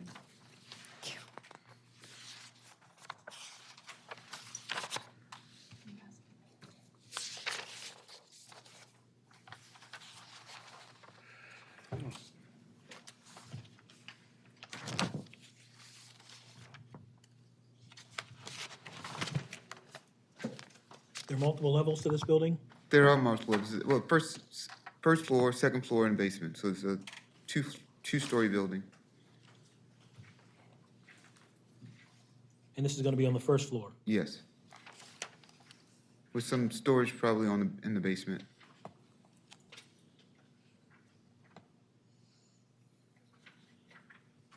Which of these three is the first floor?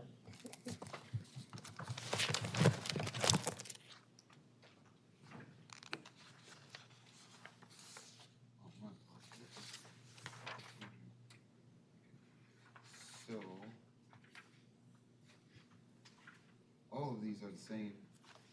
Are they multiple configurations of the same Yes, space? Yes. So these are multiple configurations of the same space, but they're all the first floor. And the architect who did it, the one that I actually submitted had a counter space in there, so it's more like this one here. The Well, counter wait space, a we minute, wanted wait a to minute. keep- You said the one you submitted? Yes, When did you submit that? with the application. That's something we should have then, right? Yeah, I don't know if it didn't make it into your file. Okay, I don't see it in the electronic file, that's what I'm Okay. asking. Yeah, it was requested and we submitted the drawing. So it was one drawing, the approved drawing that we took on, which showed the counter space, and it had a swinging door that kind of blocked off the basement area. Okay. Were there any significant changes from the site plan or diagram you submitted with the prior application? Actually, the prior application, it was just a hand drawn. Okay, then I guess they're much improved. Yeah, the first time it was just a hand-drawn thing that I did myself, and it was approved. But this one is done by an architect, and like I said, those are 3 renderings of the same floor. So the one with the counter is more like what we plan to use for the shop.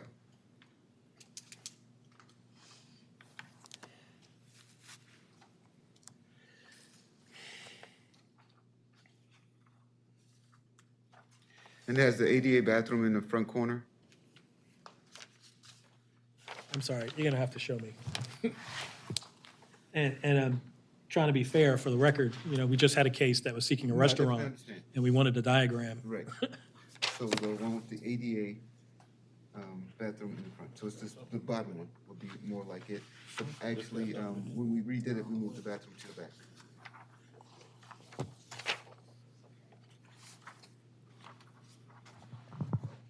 And the round indicate, am I looking at tables here? Yes. 1, 2, 3, 4, 5. These are all the tables? Yes. Okay.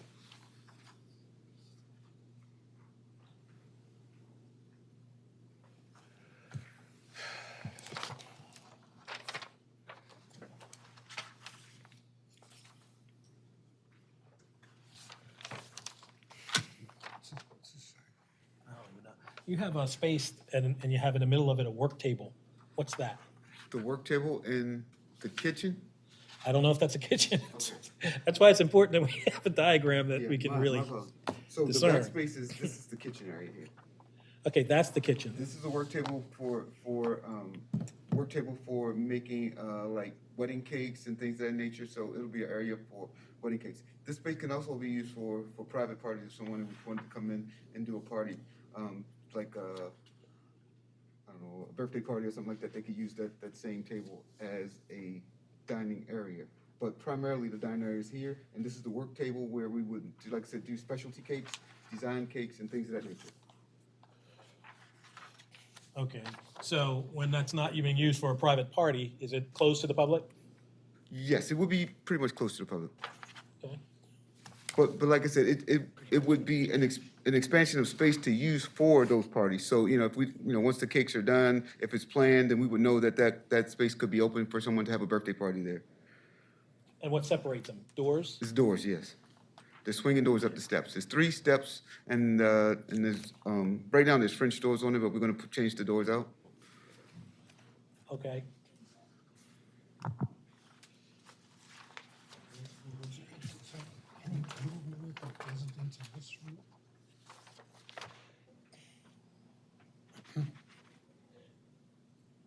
The kitchen is behind, is beyond, is the, The last room.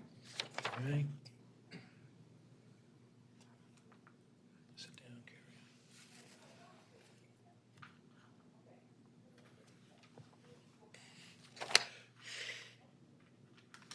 Where's the entrance to this building? Where your finger is, at the very front where the ADA bath, Here? right? Yes, so to that very, I'm wondering, do you walk into the dining room? no, you walk in here. That door right there is the Okay, entrance. And this is Baltimore Street. got it. All right, so you walk here.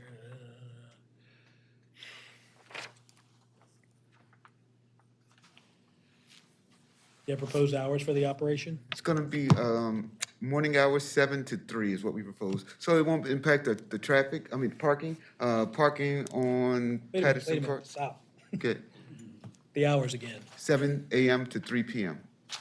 That's going to be open? Yes, So you're serving what, through lunch? Not lunch, dinner? yes. So it'll be, breakfast, lunch, and perhaps brunch.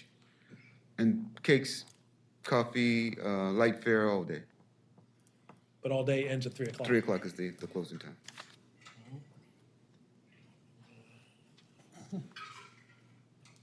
What is the late fare? Light fare sandwiches, soup, salads.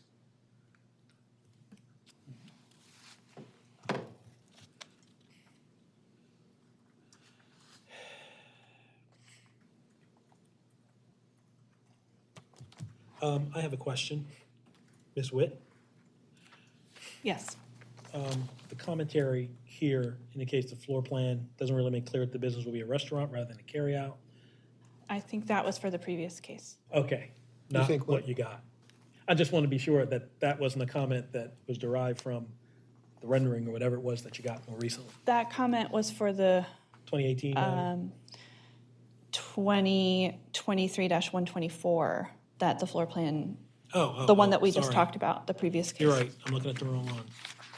There's nothing more here. I don't think it would be a problem. I don't know if zoning does not permit it to be a carryout. We have carryouts in the prior block and carryout on both sides. Well, what are you going to do, a carryout or a restaurant? No, we're doing a restaurant. I'm not Okay, doing it. okay. Sometimes there are carryouts that are pre-existing, those are called non-conforming uses, and they're allowed to continue as long as they're not interrupted. And sometimes there are uses that have a restaurant use, but they really function like a carryout, and that would be more for the enforcement side of housing to, so there might be cases like that, or they might be in a completely different zoning district from you, even though they look pretty similar. Right. The zoning district might be different. So there's a lot of reasons why there might be carryouts around. Okay.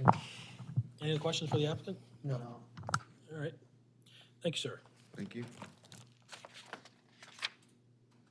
Oh, I do have one more question.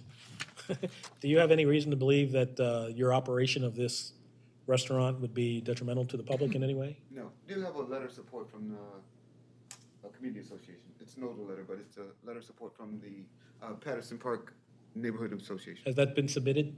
Yes, it's in the packet that I just gave you. Oh, in this packet? All right. Okay, thank you.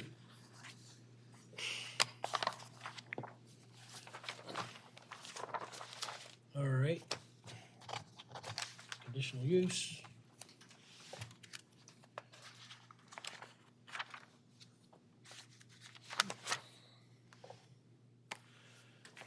Based on the presentation, doesn't appear to be any evidence that the establishment, maintenance, or operation of this business would be a detriment or detriment to the public health, safety, or welfare, or otherwise endanger it. It's not precluded by any other law. An authorization for conditional use would not be contrary to the public interest here, and it would also seem to be in harmony with the purpose and intent of the code. Again, although we'd like to have things that are a little more clear, the applicant did say it submitted the diagram of the restaurant, and we just don't have it before us, but he did testify that what's been presented is similar to the layout.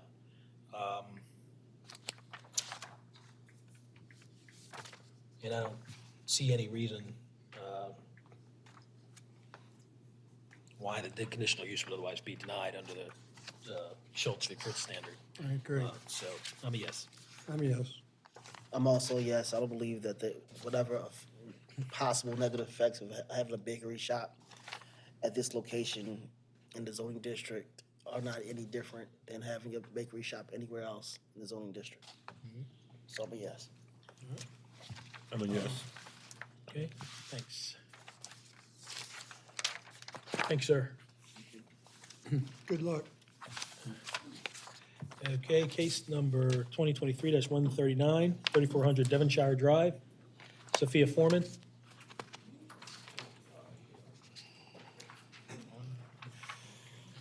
Good afternoon, are you Ms. Hello. Foreman? Yes, good afternoon. Welcome.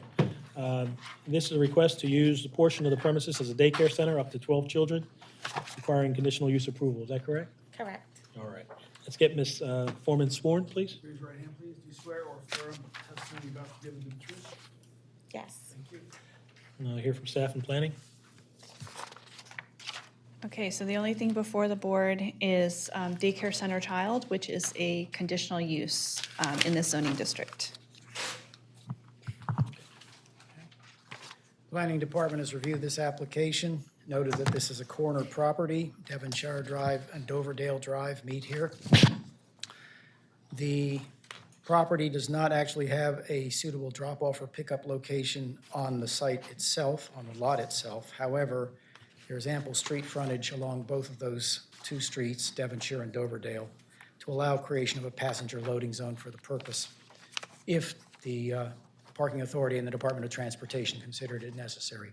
The Department of Planning recommends that approval of this application be subject to the condition the applicant contact the Department of Transportation and the Parking Authority of Baltimore City to request their consideration of establishing a passenger loading zone on either street bordering this property. Thank you. Thank you, Mr. French. Ms. Foreman, is that condition acceptable to you? Yes, I'm already currently licensed there now for 8 children. Okay. And do you, has it been determined by transportation that you don't need a specific Currently, loading? no, I don't. All right. What are your hours of operation, ma'am? So currently, I'm open from 6 a.m. until 5 p.m., Monday through Friday. Okay.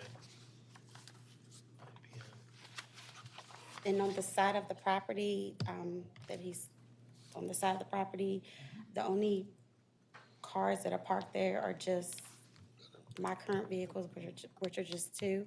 No one else utilizes that area except the parents that are currently bringing their children there now. Do you have staff, or will you have staff with your capacity of 12 children? So my husband's on my license, so it would just be me and him. Okay. We wouldn't have to hire any additional staff. Okay. Okay.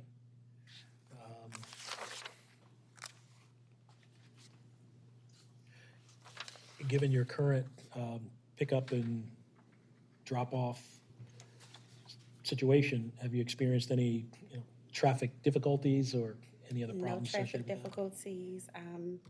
Everyone in my neighborhood is okay with the changes as well as what is going on currently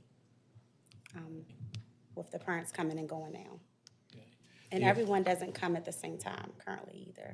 Okay. You have staggered drop-offs, Yes, staggered pickups as well?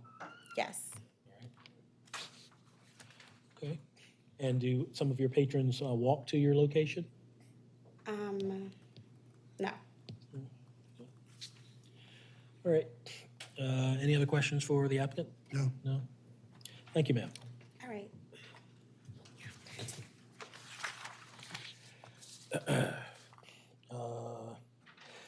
Here for the conditional use under 5406. There's no evidence in the record that the operation of this particular establishment would be detrimental to or otherwise endanger the public health, safety, and welfare. The applicant's indicated she's been at that location and operating there. This is just an increase in the number of children. The use is not precluded by any other law. The use is not, the authorization for conditional use would not be contrary to the public interest, and it would be otherwise be in harmony with the purpose and intent of the code.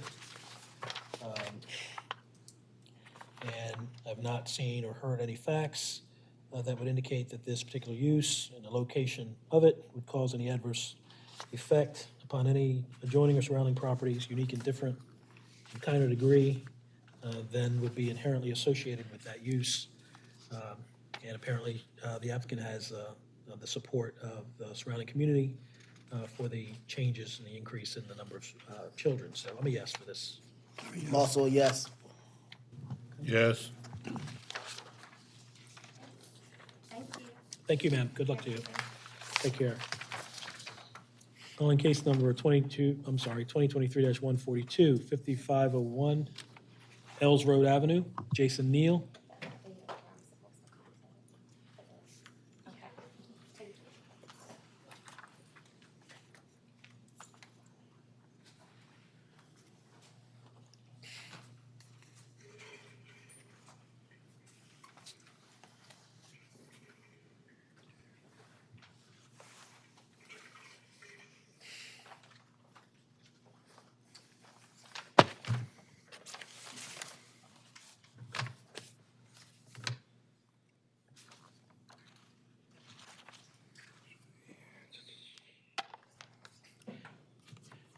is one of you, Mr. Neal?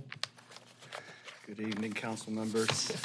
Is that you? I'm the homeowner. Yeah, this is the homeowner, actually, and I'm the architect on the project. And your name? Jason Neal. All right, Mr. Neal. We're going to get you guys sworn. Please raise your right hands. You swear or affirm that the testimony you're about to give will be the truth? Yes. Yes. All right. Mr. Neal, this is a request to construct a detached 1.5-story accessory structure requiring minimum interior side yard, minimum corner side yard and rear yard variances. Is that correct? Correct. All right. I'll hear from staff and planning. All right, as usual, I have a couple of amendments to that list. So, okay, there's actually 2 variances requested here. Accessory structure height, 16.5 feet is allowed. That should be allowed, not required. 16.5 feet is allowed, 15 feet is proposed, so it's a 1.5-foot variance requested. And then minimum interior side yard, 10 feet is required, 3 feet is proposed, so it'd be a 7-foot variance requested. For these other variances, those are actually not required for, because it's a permitted encroachment for those other 2. So it's just those 2 variances that I said, accessory structure height and minimum interior side yard. There's a letter of support from Councilman Dorsey in the file for this application, including a lot of information about the particular property within the neighborhood in general. And that's all I have on my report. Planning Department has no comment on this application. Thank you. Thank you. Okay, Mr. Neal, go ahead and tell us about the project. Yeah, we're really excited about this. I had the pleasure of meeting Chris earlier this year when we undertook this project. He's a local artist, a very talented one that deals with metal sculptures, very refined metal sculptures. So he brought me in to analyze this project because he's looking to provide himself an artist studio on this lot that will provide him the opportunity to move his current studio from his basement into an adjacent accessory structure on the same lot, so that he can also expand his operation and set himself up in a way that would allow himself to use his machinery ideally. That's not necessarily why it led to where we are currently as far as the design goes. Okay. Because we dealt with some things that, when it came to the variances and what we were asking for, if we would have not asked for any variances, we'd be putting this structure up against the adjoining home. Okay? That in itself creates a conundrum with the usage of what he's intending, his business, his livelihood, his work, his artist work, et cetera, wouldn't really be very conducive to having against the home in general, because we have a 130-year-old home. It's been renovated multiple times over its lifespan. And then in addition to that is connecting that structure to there and providing the necessary fire barriers and things that you want to have in this case. Not that this is a high-risk situation, okay? I don't want to allude to that as far as that there's any possibility, because these are not heavy industrial machines that he uses at scale. These are much more delicate pieces that are being produced. So they do create some conditions, though, where it's best suited if we just isolate them, okay? And then that brought us into putting the building on the site, looking at the site, how it was, seeing what other unique conditions arise out of this, where, now we're talking about, the rear lot that we have currently is owned by Mr. Bathgate as well, and his wife Susan. And there's an alleyway that is indicated in Councilperson Dorsey's letter about a alley that's been unused, doesn't have any buried utilities in it. It's been unmaintained for time immemorial. It's just overgrown. There's a couple images of the conditions inside of the package that you can use for visual reference. that would in itself, if that didn't exist per se, not to speak hypothetically, but if that didn't exist, Mr. Bathgate had the opportunity to consolidate his lots and potentially build in a way that he would need to, but that isn't the case with this building. The best thing for him would be able to put this structure for the immediate surroundings, which include predecessors that you'll see in the utility map as well, that we have existing garages throughout this R3 district in this neighborhood. Okay, so there's multiple cases within this map that you can see where there's an accessory structure in this neighborhood being used and encroaching upon. Not to say that that's what we're intending on doing. The reason we put it where we put it on the lines is, A, we wanted to respect the minimum fire requirement distance for fenestrations, et cetera, provide the adequate distance for utilities, but also to provide distance and lower the height of the structure so that it didn't impede upon its surrounding neighbors, which one of the neighbors, we actually have a letter of support. That one that it really truly impacts, we have a letter of support because it would block their light, especially if we adjoined the building, the shop, the studio to the primary home. It would definitely block everything. That's the intent? That's why we actually separated the structure. You want to move it back? Right, correct. So we have, as far as the uniqueness, we have, you know, the home itself, the placement, it's already, you know, set within the 20-foot side lot, because we also have that working.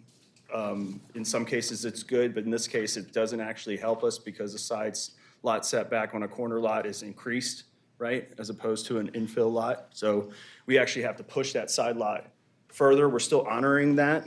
That's why it kind of directed the building back into that corner. And then from there, we did energy analysis, daylight studies to figure out the best orientation for the building to be properly ventilated naturally and passively cooled naturally. So the way the building is structured has been studied to understand how it is positioned on the site.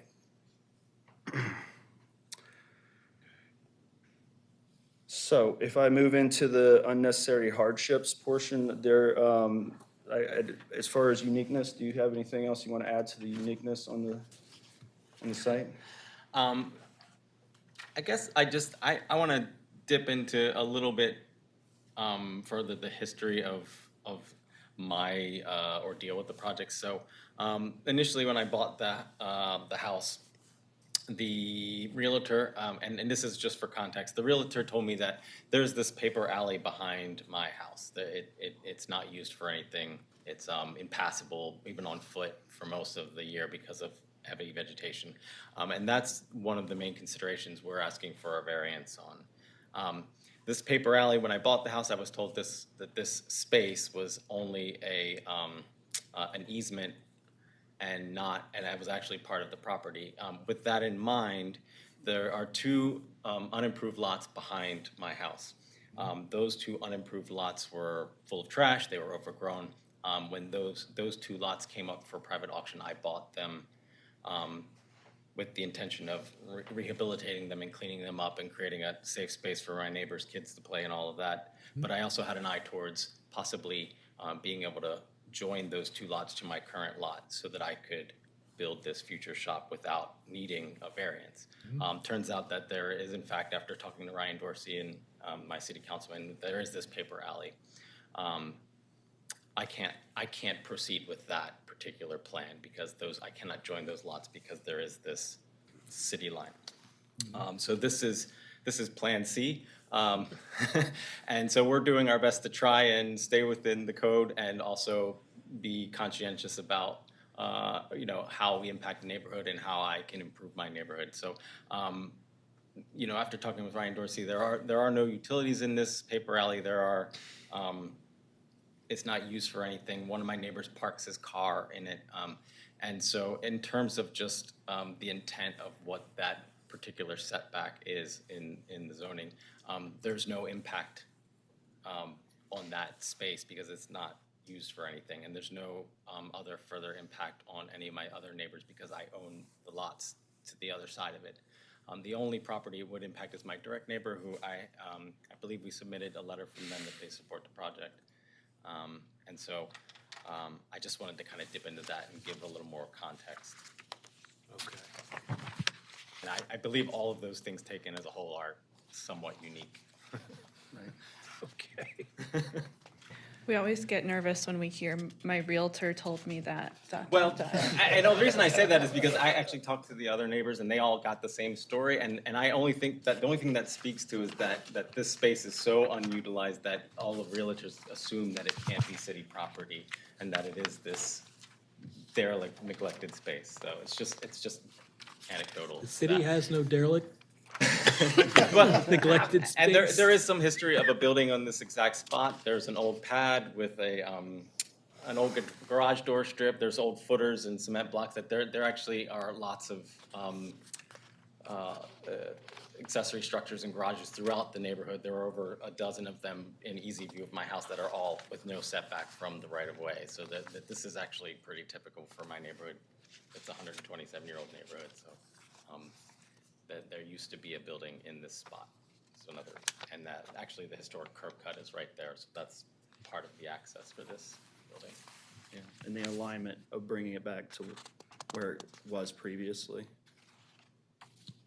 Okay, so, thank you, Chris. Sure. All right, so we have, as far as that goes, I mean, I go back and reiterate the unnecessary hardship and practical difficulty, being that, for Chris to continue to use this home in a way that serves him and his livelihood in this way, and under these conditions, I find that there's a fair amount of hardship with trying to get to be honest with you, the modest square footage of space that he's actually asking for. We're talking about 1,000 square feet here of space as far as, for his business to be able to expand and also just to keep up, So we find that there's a couple scenarios here where this uniqueness is creating additional levels of hardship for what could be a straightforward build, not as straightforward. And that's why we had to really get into the details about where we were putting this structure, how we were locating, et cetera, and taking consideration the other code requirements and things that we were required to, follow in the design, in the end design. So. Let me ask a question of, you're referred to as Chris, your last name is Mr. Chris Bathgate. Bathgate, Mr. Bathgate. So you operate a studio, is it for your personal use or do you have folks coming into your home to? It's just me. It's a solo artist. It's a solo studio practice. Okay. I've been practicing for 20 years in the city. It's my sole source of income for 14 years. Okay, and so you want to expand that practice? Yeah, I mean, the practice has been growing, steadily over the years. But I don't know if you're I've been making do as all artists do, but the ceilings are this high, and I've used all the ingenuity I have to make that work for as long as I have. I have a 5-year-old now. It's not the work itself is not a direct hazard to my family, but having a 5-year-old in-house, there is a lot of desire to move the shop some distance from the house to create that distance and have that separation in terms of just the general impact that my practice has on the household. Okay, thanks for that additional information.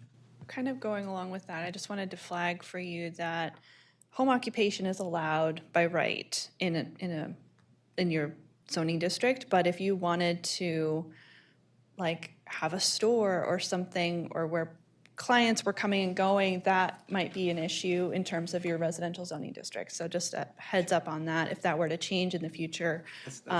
There's no intent to add commercial usage into the structure. Okay. It's primarily only usage is studio space. I show through commercial galleries, museums, things like that. I don't do anything for the house. We often get applications for for things like this, or for, people want just a spacious area of their home to do like artwork, but then they label it art studio, which is an actual use in the code that is not allowed in a lot of residential areas, so we have to clarify that. And before you move on, I have a question for Mr. French. And I'm paying attention to Councilman Dorsey's letter and the information that he placed in it. Are you aware of any historical use of accessory buildings? Well, it's relegated to this area that he says. Further, historically, it is common for accessory buildings in this area to be constructed without a side yard setback. And he identified multiple properties that have accessory buildings without a side yard setback, suggesting that an historically precedented norm in that area is unique in and of itself. Do you have this? I just want to double check that you have the utility map showing the placement I of didn't the. see I that. don't know if you've seen this, because this indicates all the accessory usage structures that are surrounding this lot, which you can probably count about 30 in this primary area. The red being the site, right adjacent is all of these other accessory use structures that are really on a zero. I would say lot it's setback. absolutely the norm, not the exception, that the houses are all not set back from the right of way. Everybody's doing it. That's what it's called. Yeah. I I think just want to remind everyone to use their microphones. Thank you. comment I would make would be that accessory structures being set to one side of a lot makes a lot of sense if you want access to the rear yard past that structure instead of having to be required to pass through that structure. So that's a very traditional pattern for garages, carriage houses, things of that nature. You still needed to have an open walkway To get to between whatever the rear lot line was, which hopefully had an alley back there or a street, back street, and then the back of the main house on that property. Yeah. Thank you for clarifying, Martin. And that backs up to what we're seeing as empirical evidence of the existing structures that were there over the 100 years that house has been there, plus years, the foundations that are currently on site. Is there access to the rear, There's a curb cut. even with the construction of this proposed? Yes, and actually, that's what we're keeping, that's why we actually don't encroach on the side lot, because we want to keep the Spaces parking off the building back far enough into that corner, so that the parking remains on site and then in front of the building. Okay. So I hope you see, and if there's anything I can answer as far as the design, but we try, I like to believe very thorough with trying to address all the needs and the development of the project. So under the conditions that it was a unique and there was a hardship with attaching it to the primary structure. Ms. Witt, you indicated that the structure height is 15 and you're seeking 16 and a half feet? Yeah, so that was the calculation that was made by our zoning appeals officer. I think he was taking the difference, because the roof is pitched. I think he took the average of the two heights of the roof to get that height, which is above 15 feet, which is the allowable height for accessory structures. Wait, So which 16 one is and allowable? 15 feet is the Gotcha. allowed height, and it's, the difference between the two heights of the roof, I believe, is 16 and a half, so it'd be a 1.5 foot variance. Yeah. It was opposite. I think the key here is in the calculation. Normally, the roof height for a gable pitched roof is halfway between the height at the peak of the roof and the eave level. But in this situation, there are two different pieces of roof level involved. And so I think there's a somewhat more complex calculation because the roof slope on each side of the roof peak is not identical in distance. Okay. Okay. Oh. Oh, yeah. So that measurement was taken from there when we measured from. So they just split the baby? While you're here, what are these? Those are garden beds. Those are raised garden beds. Oh, okay, gotcha. Okay. Okay, so, so we talked about the issue of the difficulty with the code. Is it exclusively for the value? No, not necessarily. There's a good amount of risk that I feel like the client's putting into making this happen. And I don't think it's primarily for just increasing the property value.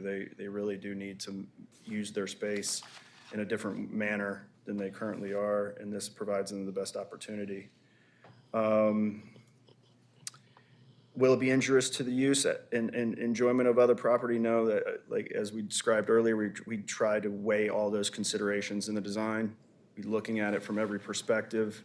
We try to make sure that it's in harmony with the existing surroundings, with the current code, with the neighborhood at large. So we find that we would say that this definitely falls in as far as being in harmony with the surroundings.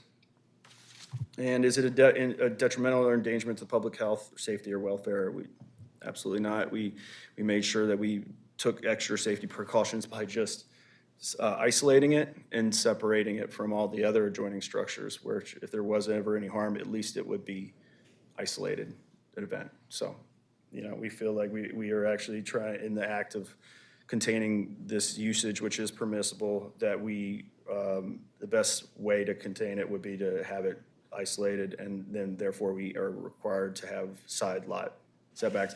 And I'm sorry, we never meant to have an actual height variance, but we'll put it in now because that wasn't intended. I was measuring off the different roofs, so I was intending on being underneath of that with the 14.9. That's why it says 14.9 on our drawings. We weren't intending to go to above to have another variance, but. Yeah, I think the code is just assuming that the eaves are even with each other. So I'm not really sure how to calculate it under the code with uneven eaves, but. It was good faith. Yeah. Oh, certainly. I'm not arguing that it wasn't. Do you believe that the height, when constructed, is going to be less than 15 feet or less? Yeah, I mean, I think that the medium height of that pitched roof will be, yes. On the south end of that south pitch, yes, I do. And if you'll notice, I mean, even in some of the, there's height restrictions that we need to make occupiable space as architects, right? That we have to hold. So on that second floor, all those pitches are super minimum, but yet they just get the head clearance that you need to require to use the second floor space at all. Otherwise, all that volume above is just utterly useless. So a lot of that was just threading the needle about getting head clearances within the structure on the second floor. So that's why we're right there at the cusp. So I don't think we would lower it, but I think we're right at, if we want to throw, if it's under as a variance for height right now, just understand that we weren't trying to go as tall as we're right there, and it depends on the ambiguity of it, which side you look at it, Well, what the work you're going to be doing in the space, apparently you work with large metal. Yes. So the space has been split into two. So there is a space with a higher head clearance for that type of work, and then there's the other side is where we're basically creating an office space for me to do design work and that sort of thing on the second floor. And in order to fit that, we needed to create a 7-foot head clearance below that. So the design is we're fitting maximum capacity into the minimal box we can, and so that's where the cookie crumbles. Yeah, we're not trying to be excessive. We're just trying to be effective as possible with the space that we have. And probably goes without saying, but the space in your basement that you're utilizing, do you utilize an office in that space? No, my office is somewhere else. Another room in the house that So is you're desperately those needed spaces. for family. So And that's all part of it. It's yeah. I don't know how much personal detail you need, but I have a kid now. So Well, as far as rationale, his level of work, there's enough equipment down there that you don't want to have some of his tech, his computers and devices in the same space. So a lot of it is a clean space and a space for the work to happen, and those separation of those two within it. So. All right. Anthony, hear any more? Any questions for the applicant? Okay. Thank you for your presentation.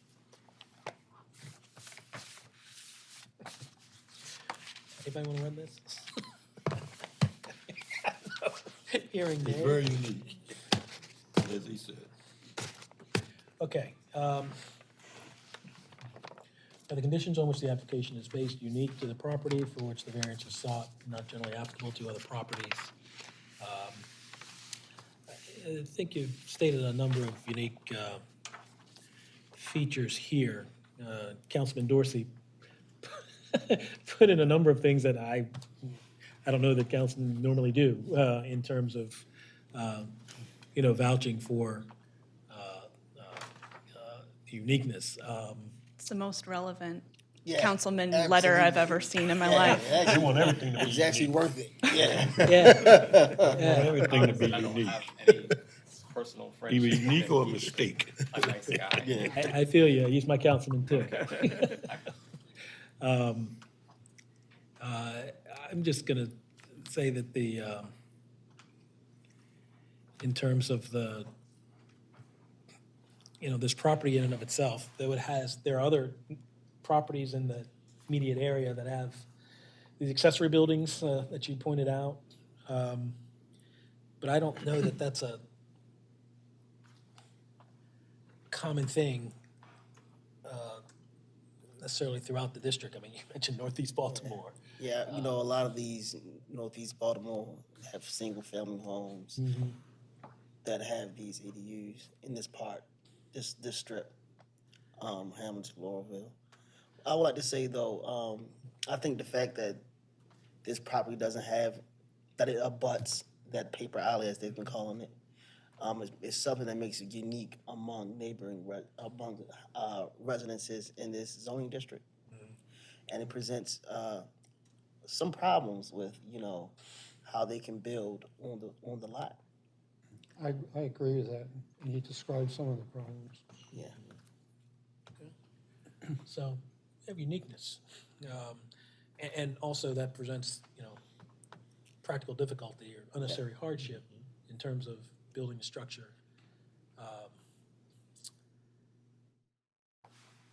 Yeah, they could build a structure that's attached to the primary residence. With no variance. However, it would significantly reduce the amount of light for their neighbors. So they're not just moving this out of a mere inconvenience or just a small issue. They're actually thinking about how they can build this accessory unit while also respecting their neighbor's property.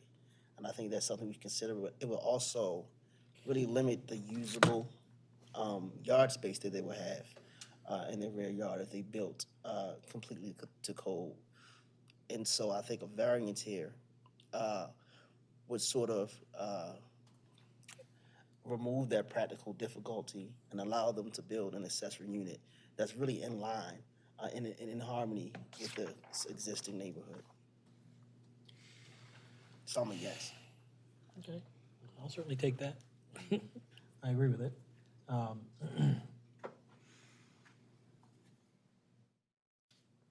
So the unnecessary hardship or practical difficulty is caused by the code and what the code requires in light of this unique situation. Yeah.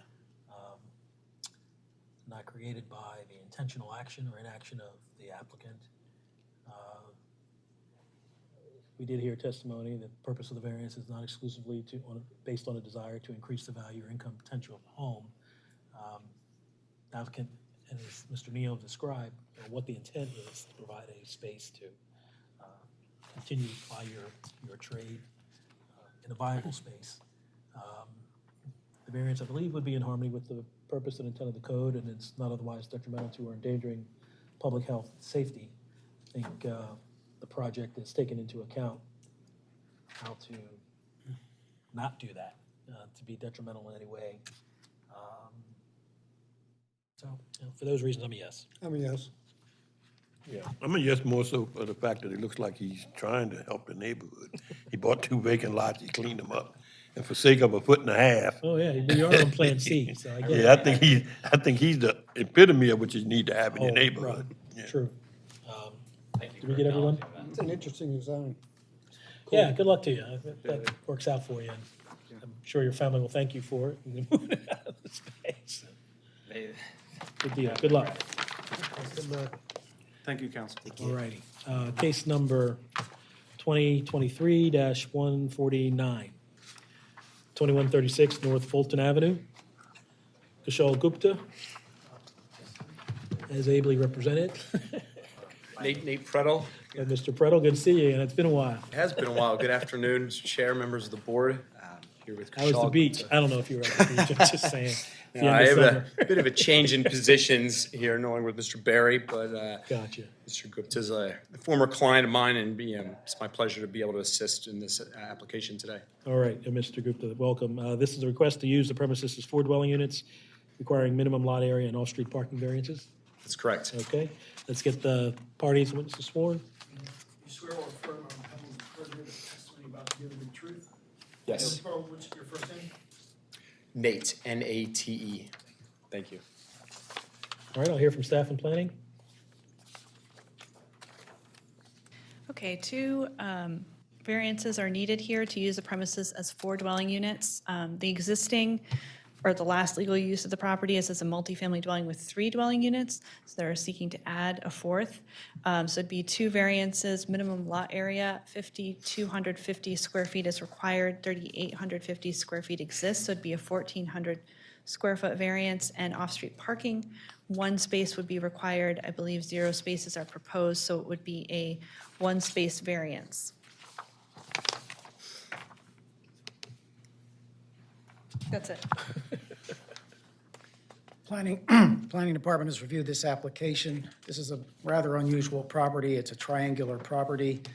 It's basically composed of an original row house and a triangular addition to that original building.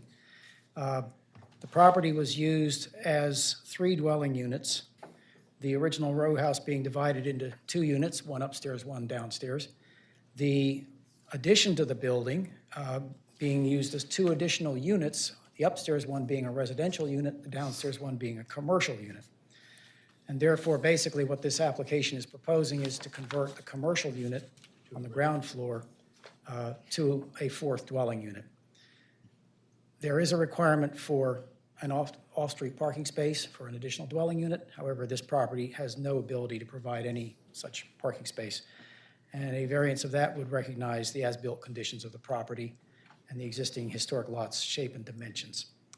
The department does believe that it would be necessary to make an approval of this application, if granted, conditional upon the applicant maintaining the property and complying with the terms and conditions of the Baltimore City Code, Article 23, which is the sanitation code.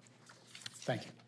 All right, and Mr. Prettle, is your client agreeable to that condition? Yes. Okay. Is this all one parcel? That's correct. Yes. What's the use on the other side? So I'd be happy to go through this briefly in summary, all of it. Mr. Cunningham. Go ahead, Mr. Prettle. All right, great. Yeah, thank you, Mr. Chair, members of the board. Good to see you all this afternoon. Just to add to the great summary provided by Mr. French, that this application is relatively straightforward, and I'm going to touch on the uniqueness and hardship quickly. But what we're being proposed does not involve any construction other than cosmetic repairs, and will involve the extinguishing of a non-conforming use for what in itself is a permitted use. Granted, we're asking for a minimum lot area variance, a multifamily being permitted, so we're bringing this into compliance. And in terms of the variance standards, this is absolutely a unique lot. It's unique due to its shape, triangular. That is not found on this block. It's the shape of the structure itself being triangular and taking up the entirety of the lot is unique. The manner in which the building, as I mentioned, is configured on the lot, is unique. The fact there's no rear yard, And particularly, I think the most important and unique characteristic to this is created by, and maybe this is more towards the hardship than of the uniqueness, but the shape of the lot and the configuration, taking up the entirety of the lot for 2 floors, creates a situation where it has less lot area than you would typically expect here. However, it has more floor area. That leads us to the request solely to use the building as it's currently laid out for what is a permitted use. In other words, the unit that we're in quotes adding here, which we're not adding anything, is really the most important space in the building from a community safety and to combat blight. And there's 3 doors that are located along North Fulton Avenue. The first door, so the southernmost door, serves the existing 3 units as they're laid out. The other 2 doors are solely for this 4th unit. It's our best guess that at some time this was used as residential because Mr. Gupta does not have to add any plumbing, any electricity. It's laid out as an apartment. Yes. It is ours. The last use we understand was a commercial use, but I have to believe at some point this was residential. In terms of the off-street parking variance, as Mr. French mentioned, there's no ability to provide off-street parking. However, this site, I mentioned the other uniqueness and hardships do apply to that. However, we're just a couple blocks from the Mondawmin Metro Transit hub, so this is particularly well suited to serve without off-street parking. Let's see. I think that's we're happy to answer any questions, or provide additional justifications based on the uniqueness. Again, we're really just seeking to fill this building, as it's sort of meant to be used without, adding any floor area, any additions. I think this would be a very different situation if we were proposing a 3rd floor addition to get units above what's allowed under the current zoning. But a strict application of the minimum lot area requirements would leave us a building that and its most important location is vacant. And say, well, why couldn't you just expand one of the other 1st floor unit? Well, it's not laid out that way. The 3rd door that I mentioned on the southern end serves the existing 1st floor apartment that's sort of on the rear, an alley side, as well as the first 2. So to change this configuration would essentially mean blowing out the entire building, and and in this that would be an economically unfeasible project for anybody. Not and so the conditions that the variance requests are based on are not created whatsoever by the applicant. They're not based on economics. The unique conditions are not applicable to any of the other properties in the surrounding area. And this is not overcrowding the land because it's basically the same use, or in configuration as historical use. And again, I will just emphasize that this is an absolute unique property, and our variance request is based on the hardship resulting from that uniqueness. Okay. Is this a vacant area here next to it? If I may. Here. No, that's this is part of the city alley right there. These are just lines sort of showing what some of the using the key. This would be an alley. The surrounding property is a large funeral home, and this is really it's the last block of Fulton Avenue as it terminates into Pennsylvania Avenue, and then up by you have Frederick Douglass High School to the west, and to the north and west, just a block or so away is the Mondawmin Mall, and actually even closer is really the transit hub portion of the Mondawmin commercial area. Thanks. Okay. Any questions for the applicant? No. But I think the building, I know it's a difficult formation. I come past it a lot of them, not too far from up in Ashburn, so. Oh, I'm sorry, yeah. I know he's done I've seen speaking. the building, and I know it's difficult, it's a difficult configuration.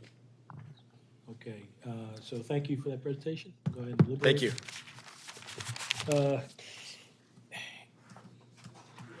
Yeah, I don't think there's any question that the building's unique, or the property is unique, given its configuration, shape. And location. So, let's see.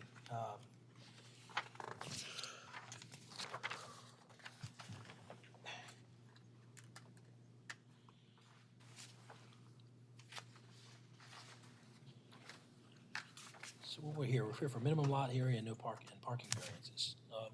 Yeah, well, there's no space for parking. Space for parking, yeah, so that's, yeah. It is what it is. Yeah. Minimum lot area, it's completely covered, isn't it? It's Yeah, completely completely covered, as covered. built, so we're not seeking to change any of that. Triangularly shaped, so. So, you know, there's practical difficulty. You can't comply with the bulk regulations, given how it's built. As Mr. Prettle indicated, this is an unnecessary hardship or practical difficulty. It's not caused by the code. It's created, it's caused by the code, not created by any intentional action or inaction of the applicant. It's not based on exclusively on a desire to increase the value or income potential of the property.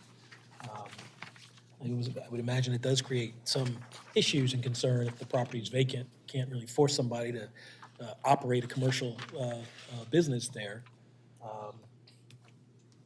But recognizing that a commercial venue would have added some other revenue to a particular project. And the variance would not be injurious to the use and enjoyment of any other property. That could benefit from more additional residents in that corner, in that slice. Variance is otherwise in harmony with the purpose and intent of the code, and I don't see in the record any detriment or danger to the public health, safety, or welfare by granting these variances. I'm a yes. I'm a yes. I'm also a yes. I'm also a yes. All right, good luck to you guys. Thank you. Good to see you again, Mr. Pretto. Good to see you all.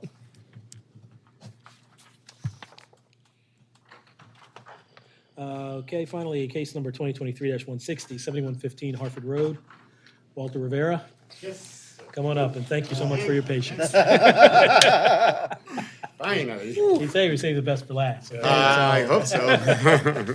So this is a request to use the basement and first floor of the premises as a personal services establishment, beauty salon, requiring conditional use approval. Is that correct? Correct. All right. Let's get the parties sworn, please. All those to testify, please raise your right hand. Do you swear or affirm the testimony you're about to give is the truth? We do. Thank you. I'll hear from staff and planning. Okay, this one's simple. It's a conditional use request for personal services establishment under the neighborhood commercial establishment section of the code. There is a history of non-residential use at this location, specifically an office for many decades, it looks like, in the zoning cards. Planning Department has reviewed this application, noted that the property is eligible for the proposed use based upon its history. It's also noted this is in an OR1 zoning district, so an office was in fact a permitted use in the building. There will be a direct entry on Hartford Road. There's no off-street parking required because the gross floor area will be less than the 2,500 square foot threshold. The department has no objection to the approval of the application. Thank you. Very good, thank you, Mr. French. Mr. Rivera, so looking to put a beauty salon here in the location? Yes, actually, I'm the owner of the building, and she's the one who's opening the salon. All right.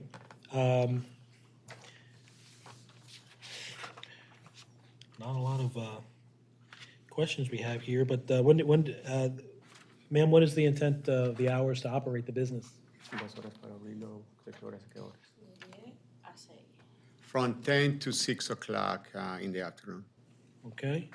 All right.